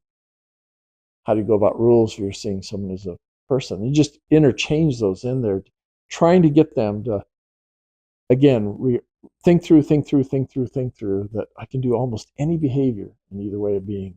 Now, there's some I think you can't. Yeah, a couple, right? Yeah, a couple. One's a really hard one. It's a rough one, but I don't think it's possible to rape a person you see as a person. Right, but on the converse, Arbinger has a great story about somebody who did war while seeing the opposing army as people. So this is the story of Salah al-Din. Yeah. Nearly 100 years after the Western Crusaders came and overtook Jerusalem, I think I want to say 1099. Yeah. So it's like 1188 at this point. Salah al-Din marshals his armies and comes back and retakes Jerusalem, where the Western Crusaders killed everybody, burned them. A number of the Jews went into a synagogue. No prisoners, no quarter. A number of the Jews went into a synagogue and barricaded it, and the Western just set it afire and burned them all alive. Yeah. Killed whoever came out at that point. When Salah al-Din went in, where it took the Westerners 40 days to breach the Western Wall, they go in quicker than that, same place. And then he makes sure, he actually has an elite set of guards that make sure they don't do that kind of thing again. Because tempers were hot and that kind of stuff, but he was doing the best he could. He was the first person to unite the Arab world at that time. Yeah. And he was able to hold the city longer than anyone else. Yeah. Because of how he took the city. Yeah, and there's so many stories with that. There's a terrific book called The Crusades Through an Arab's Eyes by Malouf that walks you through that story, how he did all that. The stories about how when a woman who's a prisoner now demands to see, well, we call him Salah al-Din, demands to see him, and he grants her audience. And he says, "What's your concern?" He says, "You've separated me from my daughter." And he immediately sends his guards to reunite them. Mm-hmm. That he knew you could, even in war, you could have a heart at peace. Right. There's a right and a wrong way to go to war, which intuitively seems hard to wrap your head around. So here's an example that's written about. During the French Revolution, there was a lieutenant in the gendarme, mm-hmm. and he's called in by his captain, and he's told, there's a bunch of the rabble gathering at such and such a place. I want you to take your 20 men, march down there, and shoot into them and disperse them. Mm. Oh, yeah. Okay? Which is going to result in what? So he knows that shooting them is going to make matters worse. But if he disobeys, he'll be shot for, whatever you call that in the military, for disobeying orders. So he marches his men down there. He ends up line up 10 on each side of him, has them prime their muskets, and they ready to take aim, but he doesn't say fire. Mm. Well, the people in the square are just really tense, right? What's next? He says, "Messieurs, mesdames, I have been ordered to fire upon the rabble in the square, but I can't see them because you good messieurs and mesdames are in the way. If you could move aside, I would fire upon the rabble in the square." Yeah. And they went away. Yeah. The humanity of that is what always I find remarkable. There seems to me to be hundreds and hundreds, if not thousands and millions of these stories where in really tough circumstances, somehow people find this way to do it. They could see something, and because they saw them as people, they found a way to do something different. Yeah. It always captures my interest. And when all the odds are stacked against you, it's when miraculous things happen. He accomplished his goal, and he didn't have to kill anybody. Yeah. Yeah. It'd be interesting to see the report he gave. Yeah. They weren't there when we got there. No, they disappeared. No, but yeah, so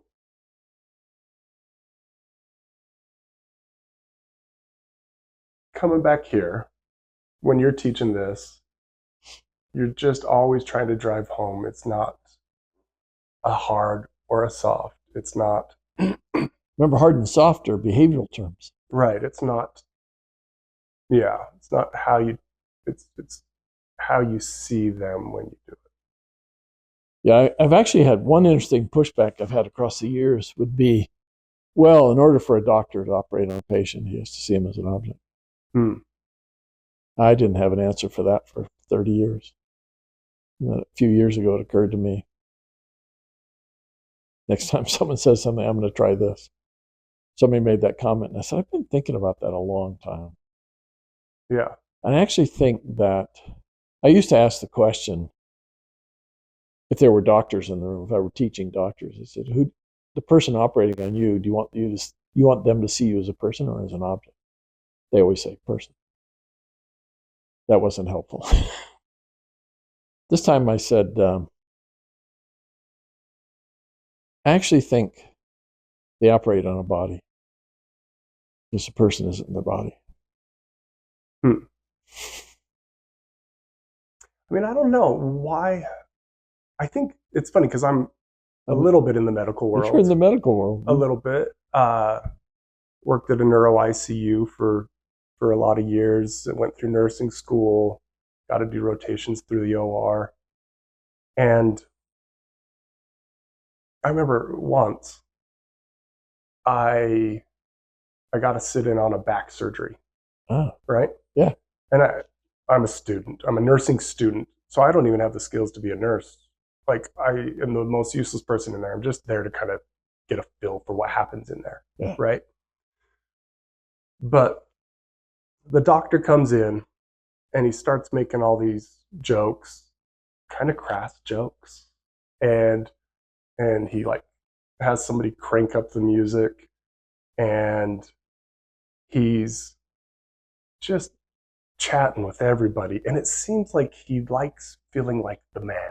That's the vibe I got off of him, right? And I'm watching this guy. I was like, he is all over the place. Like, he doesn't seem focused. He doesn't seem to be taking this seriously, right? Interesting. And at one point, so they're doing what do they call it, a lumenectomy? They're taking out the vertebral disc between two vertebrae, and then they put it. They're fixing it, and so they're going to screw something in that holds that space open so that this person stops getting pinching nerves and back pain, right? Okay. And from what I could tell, because I still am not trained in back surgery, from what I could tell, they place these screws, and as they place them, there's a moment where you're supposed to kind of test the placement, and they'll actually run a little electrical impulse through the screw. And if the screw's too close to a nerve, that impulse will make their leg jump or something, right? And that goes, oh, you got bad placement, you need to adjust it, or else you're going to cause a problem, right? Well, they forgot to do it one time. And the next time they did it, they checked it, and it made the leg jump. And so they had to move that screw, but they had already locked this other one because they were being so cavalier. They skipped a step that was important. Wow. And maybe they got away with it, maybe they didn't. Who knows? Yeah. Right? Yeah. That doctor saw that patient as an object. Like, that's how I feel. Yeah. And so do you have to go, it's like a weird thing. Like, why does cutting into someone mean they have to be an object? Well, yeah, maybe maybe I don't understand. I'm not a surgeon, so I don't really know. Yeah. This was my guess that in some ways, my thinking about it was, if I see I'm not cutting into a person, I'm actually cutting into a body, I can do that. I would think as a surgeon, if I did identify this is a person and I'm hurting them, I might have a hard time doing surgery. Yeah. Well, but if I'm also cavalier, I might make mistakes. And that's the thing. I actually think that I acutely, like as a nurse, I did have, I did CPR on people. I was in crisis moments, and the way I experienced it is this person needs help acutely. Their body needs help. This person needs help. This person. Okay. And it's kind of a behavior thing for me. A normal behavior is, oh, I don't want to hurt you. But if I see you as a person, I go, hey, this is going to hurt, but you need this to happen. Yeah. And so seeing them as a person helped me say, I need to focus and harness my normal human emotions. I need to learn how to navigate those. I got to put those to the side because this person needs me to be focused and not emotional. They need me to complete the task correctly in a way that will save their lives. Yeah. But I still think for me that was centered on them being a person. Yeah. The demand in that moment, seeing them as a person. And let's go the other way. Maybe that's my mental way of doing it, that if I see I'm operating on their body, not on the person, maybe that's my way of collecting my emotions over here and putting them on pause. It's the unique thing, though, like being stern with your child so that they'll be the kind of child that other people want to be around. Yeah. Right? That's seeing your kid as a person. It goes against what we normally think of, but let's do another example or another hypothetical. You go in to get a surgery and the nurse that's preparing you breaks down sobbing uncontrollably. Do you feel more or less safe? You know what I mean? Do you feel like this is a person who knows what they're doing? It's going to act professionally. And is going to take care of me? Because there's nothing more vulnerable than going into surgery. You're going to go unconscious. You are at the whim, and then something scary is going to happen. And so it's an interesting thing. I've never thought about it before until you mentioned it, but sitting with it right here and having been in the medical field, I feel like I don't avoid their personhood. I use their personhood to demand the best out of me. Yeah, I like that. And to say what this person needs isn't for me to cry because they're hurting. What they need is for me to do my job well and to get them better. Yeah. So I remember, you can find this on the internet. A couple donated $42 million to a Chicago medical school. Mm-hmm.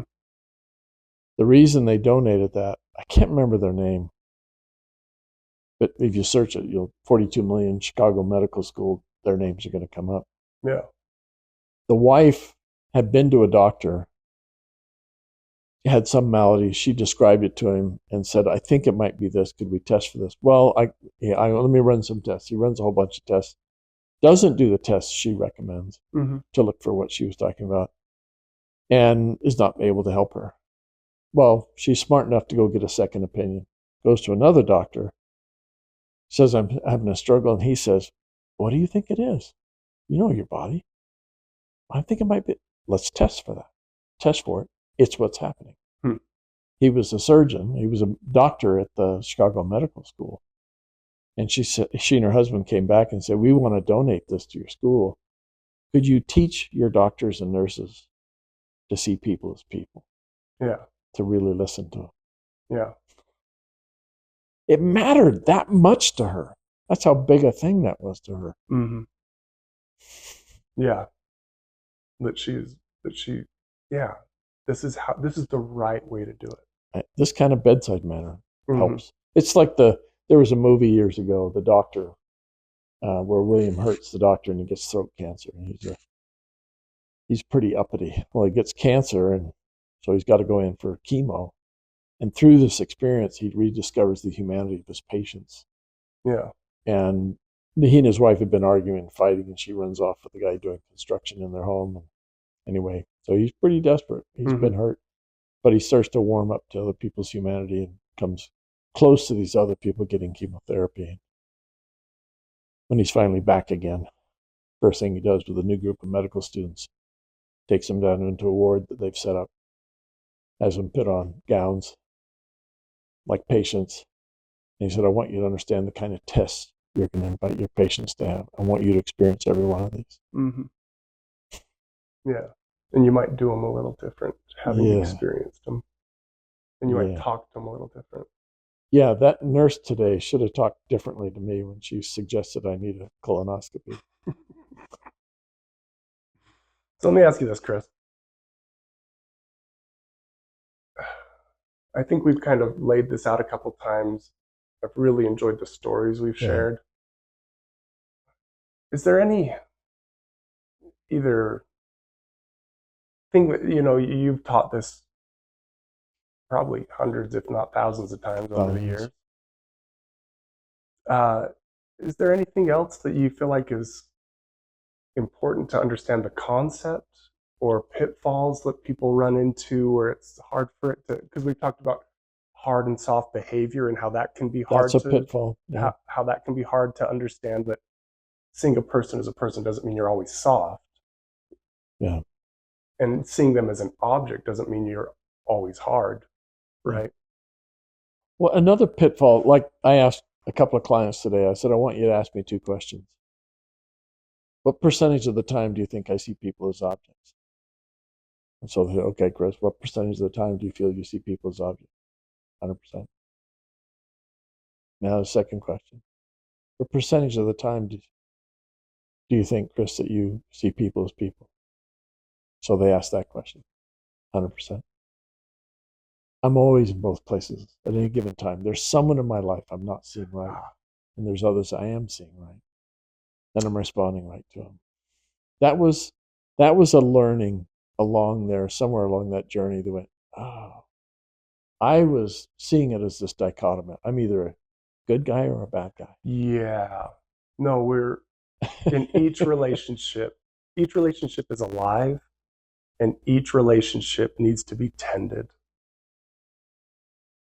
And our goal should be being here, noticing when we're not here. That's actually an interesting one. I like that. Do you have any signals or ways that you, because as you notice, when you first drew this up, you said, when I see others as objects, sometimes it's not as obvious, right?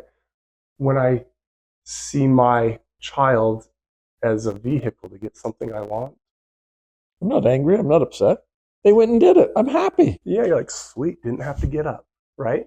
So it's not a, it doesn't, so seeing someone as an object doesn't mean I'm always angry. Right. Yeah. But but I did like your illustration that kind of showed when you get objectified, I'm upset every you time. notice it. Ugh. But when you objectify others, you can actually be very blind to the fact that you're doing it sometimes.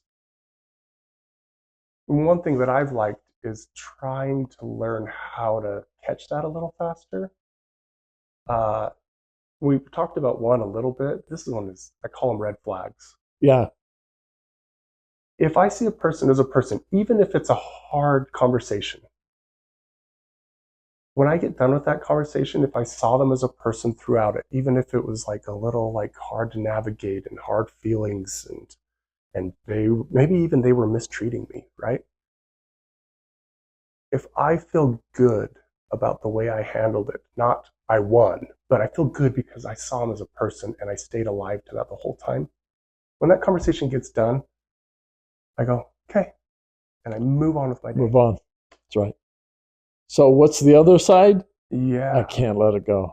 I have gotten in arguments with people before and had a private mini argument for 3 weeks. You know what I mean? I'm carrying that around. That's right. Oh, and then run into my head. They said this. Oh man, next time I'm saying this.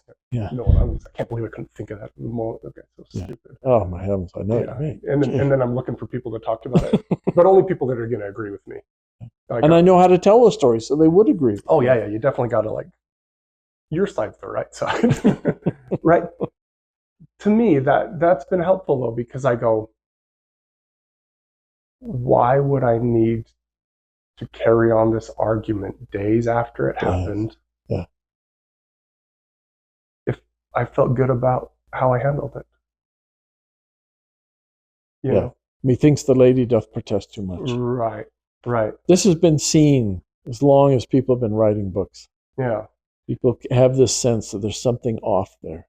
Yeah. They're not in that relationship in a way there's something wrong about it. There's something off. And it's clear to the observer. Do you in your own life, or have you noticed other examples of signals? Oh, you shared one with me. I think I can do my job better than anyone here. No, I think I can do your job better than you. And I think no one can do my job as well as I'm doing, right? That's things. So it's this distorted view of ourselves and others. So part of those, there's a list, quite a list. Mm-hmm. And what's interesting about the list is whenever anybody in this world is doing that, I don't care your culture, these tend to show up in some form. Mm-hmm. I'll need to feel justified. Mm-hmm. I'll feel victimized, taken advantage of, put upon. Yeah. I'll blame, not just with my thoughts, but also with my emotions. I will take a normal person with normal faults and make their faults out to be worse than what they actually are. I'll exaggerate their faults. And I'll take their values and their virtues and shrink those and minimize them. So I'll augment my virtues and shrink theirs. I'll shrink my mistakes and augment theirs. Yeah. I'll get defensive about anybody else's interpretation of what was going on that's different than my own. Mm-hmm. My focus will be primarily on me. I'll label. My memories. When I'm here seeing people as objects, the only memories that surface for me are all the ones that give me evidence and justification that I'm right to see you as an object. Right. So those are pretty clear telltale signs. I would often ask people, this crazy question. I said, can you see the wind? And they go, no. Yeah. Can't see the wind. So how do you know if the wind's ever blowing? Well, you can see the effects, right? You can see Yeah. the wind, leaves rustle. You might hear something. You might feel something. Mm-hmm. So we look for the effects of it. Can't Yeah. actually see the wind. Well, I can't see. The Arbinger used the metaphor of a box. I can't see the box. I can't see the condition I'm in. I can't see if I'm objectifying people.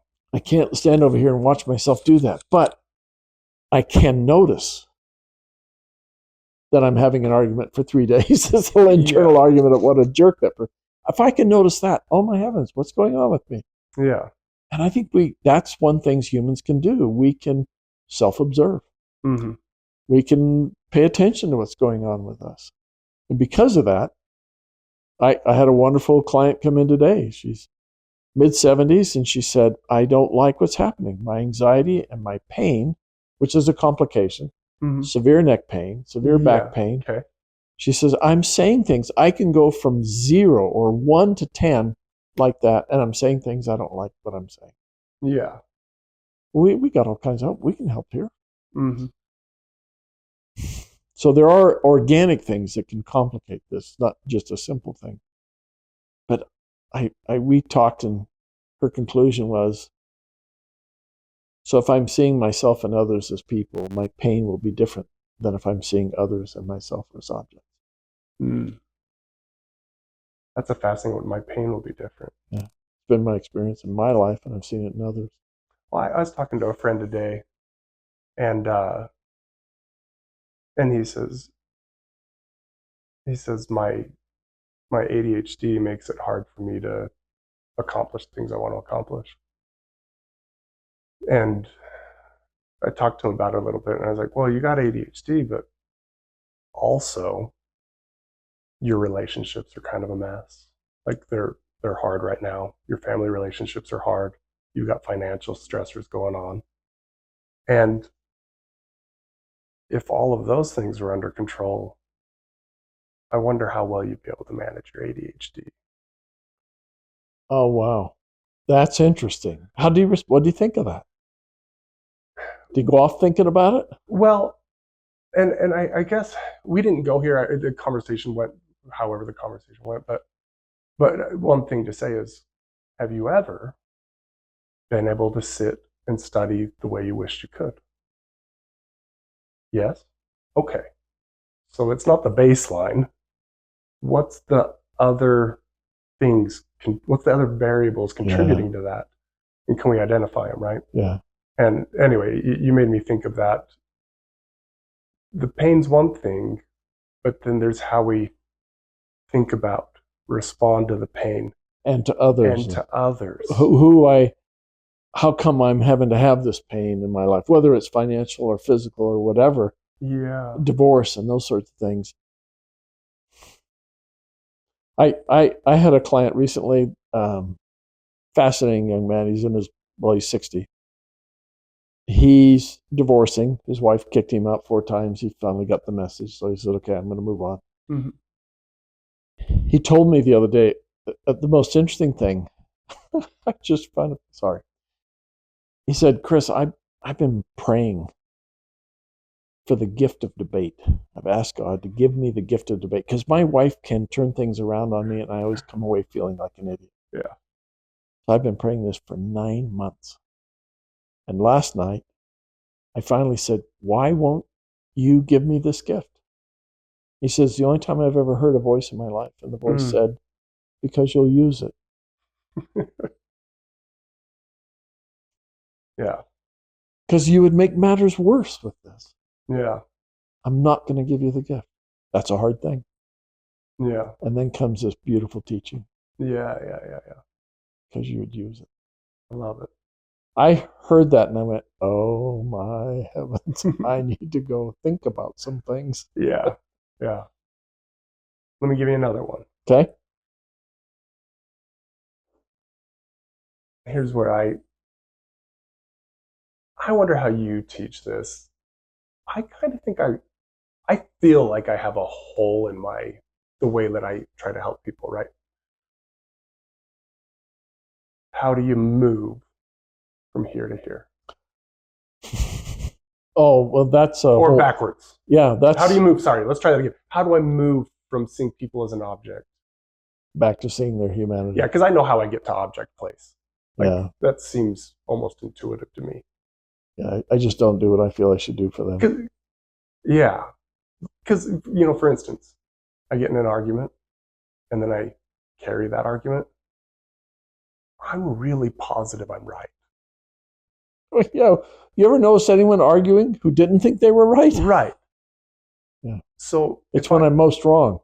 yeah, I'm insisting on being right. but I think I don't know. It's a fun thing for people maybe who haven't been exposed to this kind of thinking before.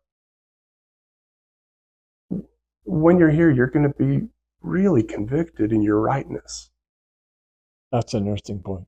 And Another red flag. And the real weird part is, I think you could probably come up with things that are irrefutable. Like, you could have great evidence to your rightness. Yeah. So why are you, if you're so right, why are you working so hard? Why are you so upset? Why can't you let it go? So I have a colleague over in the university in Hawaii, and he's has a peace building institute. He teaches conflict resolution, and he's got a bunch of students from 85 different countries on the Pacific Rim. It's really fascinating kind of classes he gets and the people in there. And one of the things he's had his students do, and when I last spoke to him, he'd been doing this for about 8 years. He said, what I have them do is, the way I set it up is, I'll tell a story of something that I did during the week that I know that it was wrong for me to do. Something simple. I'll tell what I did wrong in a way that justifies what I was doing, and I'll tell it in a way that doesn't justify what I was doing. So I give them that example. Then I have them identify something in the last week or two they know was wrong. Whatever that is. I lied about an assignment or whatever, or I copied something. Whatever it is, he said, now I want you to pair up with somebody in the class, and I want you to tell your story about what you did wrong without any justification. If your partner hears a justification, they're just going to slap their hand on the table, on the desk, between you guys. And then try again. Try to say it again. Spend about, some amount of minutes trying to, you take 15, they'll take 15 minutes. He said, in 8 years, I've never had a student be able to tell the story without justifications. Yeah. That flummoxed me. I thought, well, wait a minute. How do I tell my stories? Even when I'm trying to move back to seeing their humanity, see them as a person, how do I actually tell that story? And part of it's been informed in 1,000 ways by a lot of stories, a lot of people, pushback from people and learning. Even from how the Truth and Reconciliation Commission was conducted. But I'm not even sure I could ever outline all the things. I don't think it's paying attention to all the things. It's really, if I'm really just going to tell the truth about what was going on with me or not. And can I tell the story without a justification? That's the single clearest critique criteria for me to be able to tell that story. Can I share a thought with you that sometimes it's fun when you're like, oh, I think I'm having a new one, right? Yes. Me trying to navigate this person. Sorry, I got to think about how to do this. I'm seeing them as an object, but they are mistreating me. Yeah. Yes. Right? Yes. Trying to navigate that. I had this, I think this took a couple of years. I almost had to identify and label a value. And that value was that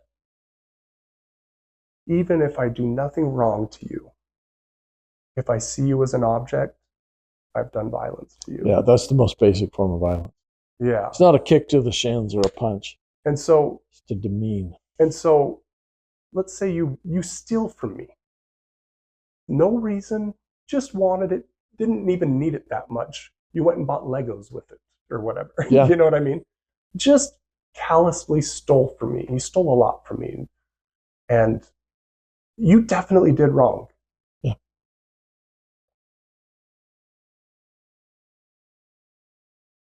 Can that happen and me still be the one that's in control of my own happiness, of my own contentment in the world and safety and love, right? Yes. But it requires me to not see you as an object. That's right. And if I do, sometimes my only flaw, my only sin, if you want to call it that, mistake, is that I didn't see you as a person.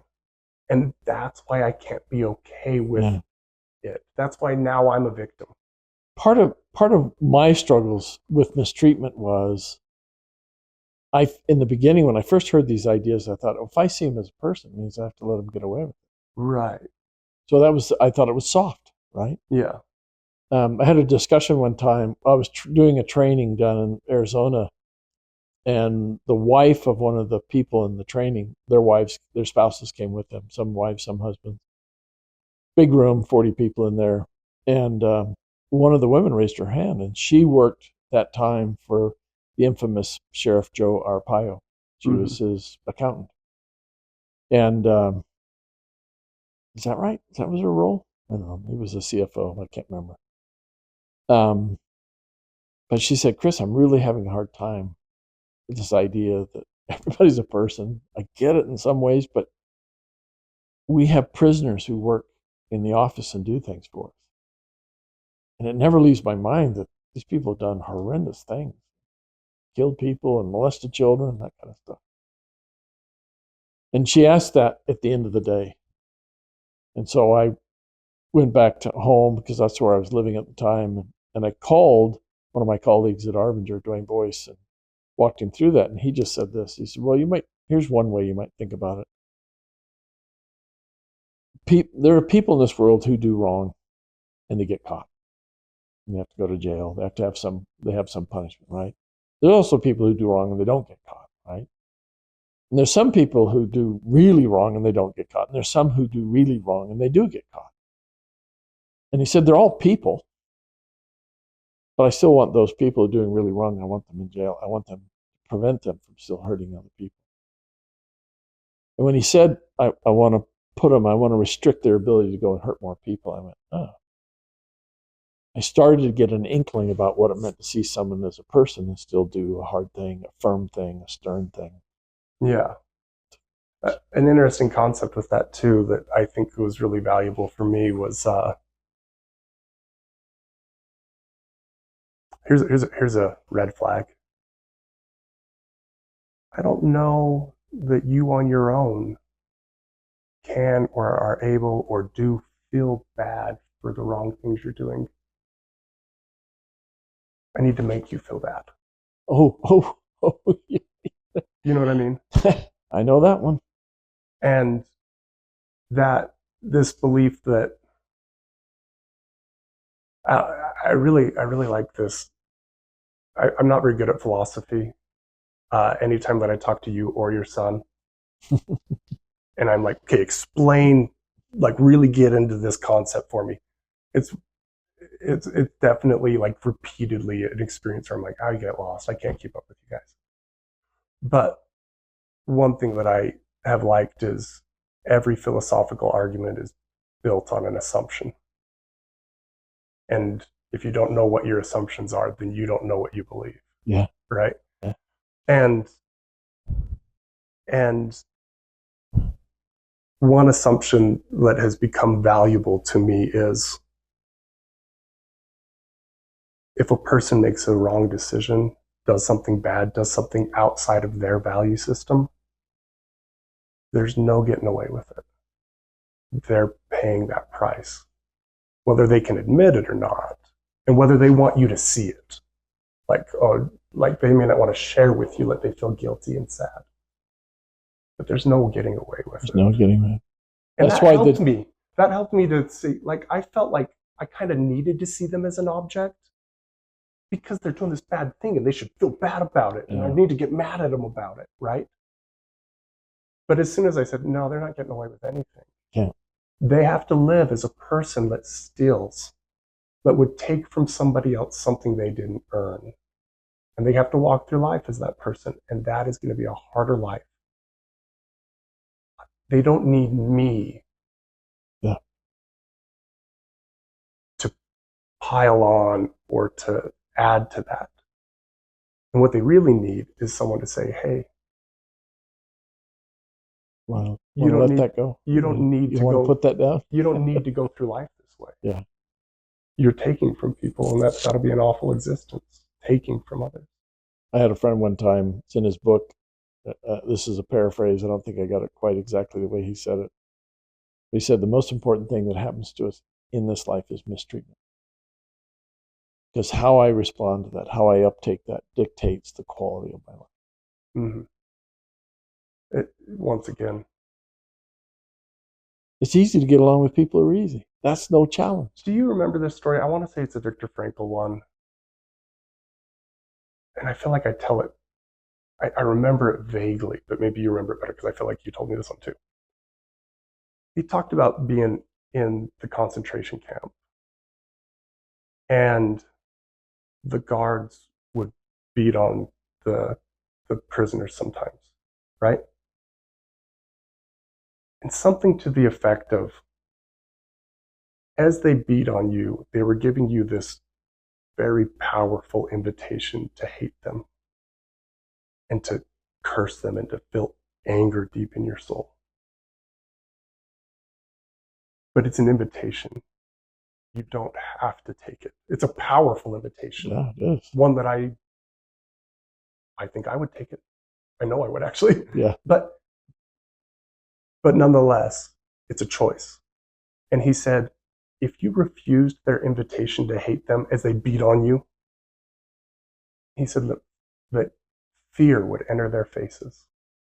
Oh, and I don't remember this story. Yeah, maybe it wasn't you, but old story. I want to say it was Frankel. I know there's a similar story in The Hiding Place by Corrie ten Boom, where she's with her sister Betsy before Betsy dies, and one of the Jewish people who undertook to become like a guard, sort of an interim guard at some role, they're beating one of the Jewish women, and Corrie ten Boom is horrified at this, and she looks at Betsy, and Betsy's crying. And Corrie says something that's so mean that she's hurting that woman so much. But Betsy doesn't agree with that. She's what she's crying about is a person doing the beating because of the damage they're doing to themselves. Who did wrong? The one that got beat or the one that beat the person? Yeah. So who needs to feel bad about themselves or the world? The one that's hurting humans. Yeah. Right? Yeah, there's actually a really interesting line in the Old Testament. It's in Proverbs. It's either chapter 26 or chapter 20. It's the last verse or somewhere in there. It says, a lying tongue hateth those that are afflicted by it. Unpack that. So a lying tongue. So if I lie to you, I'll hate you. It doesn't say you hate the people that lie to you. It says you'll hate the people you lie to. So how must I see them already to feel I have to lie to them? Well, they're difficult, they're painful, they're going to make me suffer, they're going to get me in trouble, they'll take away my privileges, that sort of thing. So the more generalized principle feels to me to go something like this. I won't have negative, blaming, resentful, hateful feelings necessarily towards those who mistreat me, but I will have those feelings towards those I mistreat. Yeah. So I'm in life in a suffering way, but I bring it upon myself. So just to circle back to it real quick, we talk about being a powerful human in life, right? The guard that's beating the prisoner. I guess I could see that as power, right? It's a kind of power. But It's a power long sought after and recognized in this world as being the power. but a prisoner who can be beat but not hate. A prisoner who can have everything taken from them but find beauty in the world. Yeah. There are countless stories like that. In the book Return from Tomorrow by George Ritchie, when they get in the death camps, he finds this man who looks pretty good. Finds out, because this is 1945 when they get in the death camps, they're trying to expatriate, get these people back to their countries. The one guy he's working with works long hours. And he's shocked to discover, he said it had a 7-syllable Polish name that I could never pronounce. I asked him how long he'd been there, thinking he'd only been a couple of months. He'd been in there since 1939, 6 years.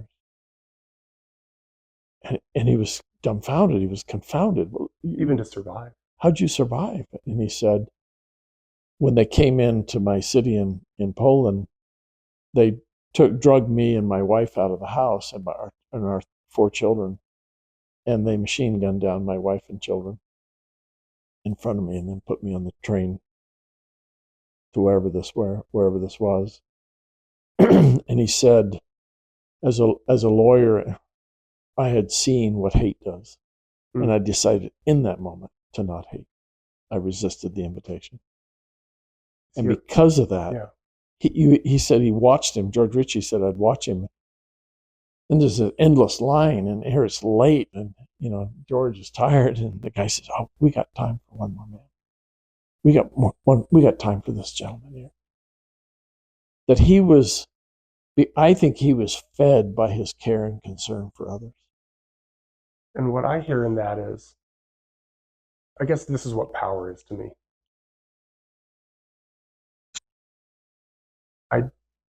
I know that in my life, there will be an endless array of mistreatment. Especially if you stay my friend. Yeah. And I can either say, well, I'm going to be happy if nothing bad ever happens to me.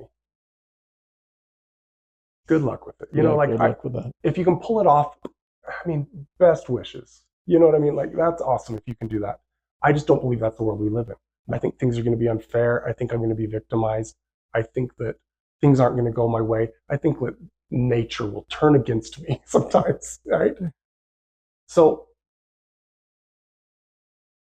the other option is, well, just because hard, unfair, bad things happen to me, does it mean that I can't be happy?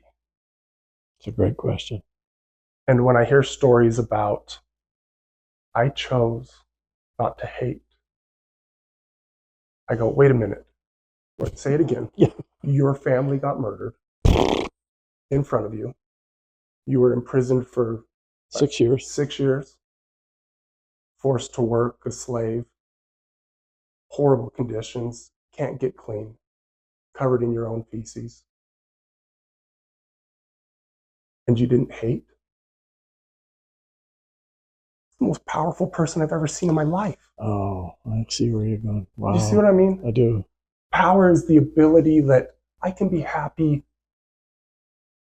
in any situation, not just if things go my way. I may not be happy, but at least I can see the people around me as people with burdens and struggles.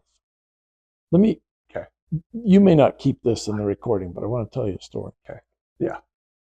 There's a guy out there, he's a researcher, his name is Kenneth Ring. Searches near-death experiences. He talks about some people will see a light, some people will have a life review, life flash before their eyes, and some people will relive their life. It will be every thought, everything you did, everything you said will be present to you, especially the unresolved ones. He said, let me give you an example of that.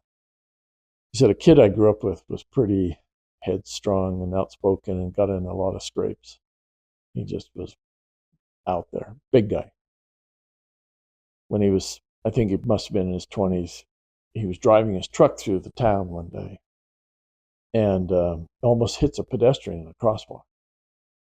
And the pedestrian tells him off, and he tells the pedestrian off, and he ends up getting out of his truck, goes over, beats the guy up, knocks him unconscious, leaves him in the crosswalk, gets back in his truck, and roars off.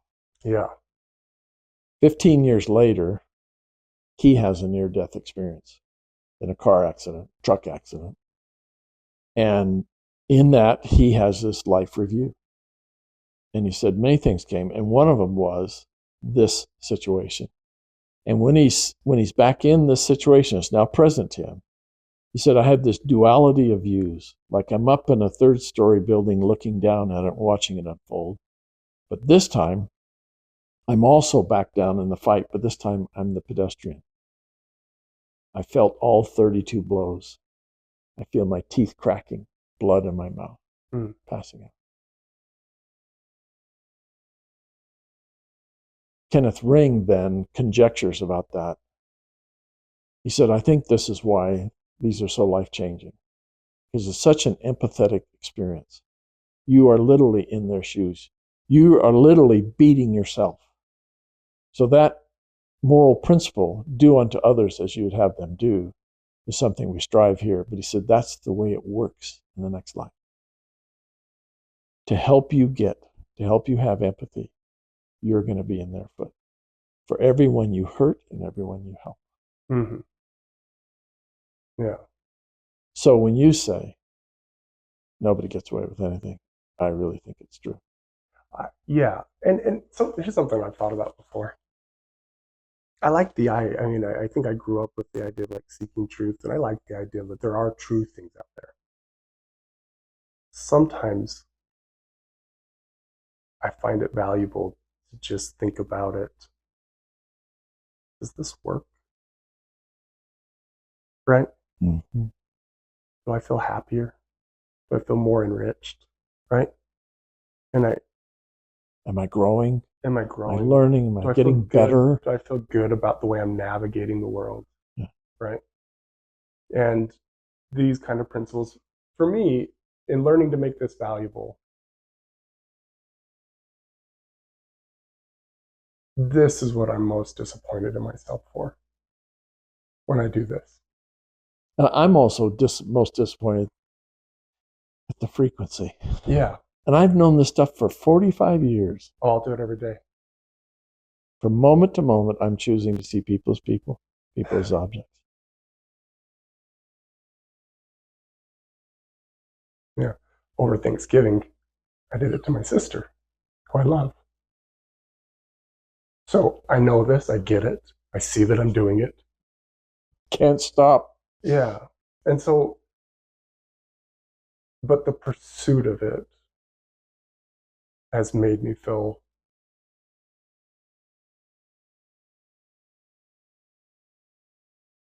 it's made me feel maybe in control, maybe that I can't control if bad things happen to me, but I always have the ability to be okay. To do something about my responses. Yeah, I can. And I think there's been a lot of times in my life when I think I would have looked at a situation and I would have said, like, all is lost.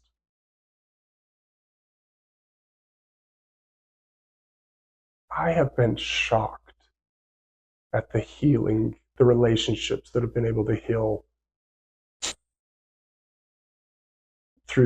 just through pursuing this. Just pursue this thing, right? Can I give you an example of that? Yeah. I married, I think, the most amazing woman in the world. You married up. I married out of my league. Yes, you did. She's wonderful. And one of the aspects of marrying Debbie was her father and her grandfather. Mm. The story we heard in 1993 at her grandfather's funeral, her father's father, my wife's father, Farrell, gets up and tells this story at his father's funeral. He said, when I was 16, my dad owned a Hudson, which was a car, and it died going up Black Canyon, heading towards Cedar City. He was working in Zion National Park at the time as a park ranger. He bought a 1952 Plymouth. That's the year. He bought that car and brought it home. And a week later, I had a date with a girl, and I asked Dad if I could use that car. And he said, "You're good with the Hudson? You're good with the pickup?" Of course. Well, I went outside and I got in the car and I started up, and I'm so excited, brand new car. I backed it up. Well, it was getting dark, so I turned the lights on and I immediately saw the gas gauge was low. So I went back inside the cabin. He said, "What now?" And he said, "Oh, it's low on gas. Can I get a couple of dollars? I got enough for my date, but not enough for gas." So his dad gives me a $5 bill in 1952. I think it's 13 cents a gallon. Plenty to fill up the tank. Yep. He says I go back outside to get in the car just in time to see the car heading down the hill all by itself. He didn't put it in park. Didn't put it in park, didn't set the brake, didn't do anything. In horror, 16-year-old kid watching this happen. He is horrified about the stupidest thing he's ever done in his life. Car picks up speed. The Virgin River runs through Zion National Park. It picks up speed. The water's up because it's spring and there's lots of water. And it skids on the water and smashes into a tree that's now under the water line. Engine's pushed into the front seat. It's destroyed. Yeah, total. Farrell said, he's now telling this at the funeral, and everybody is rapt attention. He said, "I thought about running away, but everybody in Washington County knows me, so that's not going to work. I thought about just diving in the water and taking my life, just ending it. But he said, I didn't. I turned around and I went back in the cabin. He said, my dad was sitting in bed, sitting upright, reading the newspaper, this little tiny cabin inside Zion. And he looks at me and said, what now? Now, I don't know how Farrell got it out. I don't know what he said. But he conveyed, as a 16-year-old boy, I just let the car roll in the river and it's destroyed. Yeah. And his dad reached over and turned the page on the newspaper, and he looked up and I said, well, I guess you'll have to take the pickup then. Now, you know the story. I love that story. In him telling that, his mother blurts out, oh, that's why the color of the car changed. Because what his dad did was he never told anybody what Farrell had done. Mm-hmm. Got the car towed, got the insurance money, went back and bought another car. Brought it home. Another 1952 Plymouth. The point we've already made. Two ways to see a son who's just destroyed a brand new car. And did that son need any help feeling bad? Oh, yeah, absolutely not. Do you want to hurt an already hurting child? And here he is at a funeral sharing a story that's shaped his entire life. So what if Dad would have yelled at him? I know. Think about how that shaped him as a person and how valuable it was. He said in a conversation with me, I said, what? You drove the truck. What were you thinking? He said, I got down the road about a mile and I was shaking so bad I had to pull off the road. I didn't know what was going on. My body was... You couldn't calm down. It's like I was in shock. I couldn't figure out what was going on. That's how upset he was. It wasn't upset. The intensity emotions. That's how... maybe not upset, but disturbed, or I can't figure out what's going on. I pulled off the side of the road and I said, what is going on? I slowly started, he's probably in shock, I think. I just destroyed the car. Dad didn't get angry. Dad didn't get angry, and I didn't. And he said, I remember thinking to myself, how in the world can my dad have been able to respond to me like that if he didn't have profound love for me? And then the next sentence set his life's course. I want to be that kind of a dad. Now, I can tell you 3 or 4 stories very quickly where Debbie wrecked the family. She got her driver's license. 1 month later, she wrecked the family car, drove in a ditch. She walks home. It's 2 blocks away. Karl comes back down with her, sees the damage, gets a tow truck. They get the car towed, bring it back to it was there when I married her, 6 years later. And then he hands her the keys to the other car and says, go on to your dance. They get hit from behind on a vacation in California by a teenager who took his mom's car, 15-year-old. They hits their station wagon. He's going about 90 miles an hour. Doesn't stop. He heads on down the road. Of course, the radiator's damaged, so his car seizes a couple miles down the road. They're trying to figure out what's happened. One child's in the way back and is thrown forward. I don't think anyone had any broken arms or anything. I'd have to ask Debbie. Debbie's upset. Can't believe it's just their vacation's been ruined. A trucker went and found the boy, did the loop on the freeway and brought him back. And the police are there by then. And she says, oh, good, my dad's going to let him have it. Well, his dad goes over. Her dad, Farrell, goes over, puts his arm around the boy and says, is there someone we can call that can come get you? And Debbie's having to think, what is parenting about? Years later, her brother drove a little pickup truck into what was a carport. They turned it into an office for Dad. He drives that little pickup truck in, stops about that far too late, hits that wall and pushes the whole building. So it's just sitting on a concrete pad, pushes it in. Everybody comes out. We all come out because the huge boom to the house. We all come running out, and the kids in the truck, and Debbie's mother is saying, Farrell, you need to take that kid's license away. Farrell. Farrell goes up to the boy and says, are you okay? He says, yeah, I think I cut my knee here. Okay, well, we got to fix this. What do you think? They get a couple of hydraulic jacks, some wood, and they lay them down flat and they push it back. Push the wall back. I remember watching these things going, I ain't never seen nothing like this happen before. Someone done wrong, they ought to get a chewing out. Mm-hmm. So not only did I marry an amazing girl, I married into a family where I was constantly being taught how to respond to mistreatment and mistakes. Mm-hmm. What an education. I'm still stuck on the son that put it in the river, the car in the river. Farrell. And that thought. How much does my dad love me that he responded that way? Yeah. If you're a parent, tell me something more valuable than that you could put in a kid's heart. I told that story. I was down in Dallas teaching EDI, Ross Perot's company. There were some people there from 7-Eleven. We're trying to help them work better, collaborate better together. And I told that story at the end of day one. And all these guys go off to, get dinner and do something for the evening, come back the next day. But there's one guy hasn't left. I said, Eric, how you doing? He said, I'm not doing well. I said, how come? He says, I hate that story. I told you this before? No. He said, I hate that story. And I said, oh, how come? 3 weeks ago, my son called me. He's up in New York. He just bought a brand new truck, and he's just wrecked it. I mean, he hasn't even made it home yet from the dealership. Mm-hmm. And he's wrecked the truck. And I'm on the phone with him saying, well, how fast were you going? How much was the traffic? Was it somebody else's fault? Was it yours? Was it raining? Were you paying attention to the elements?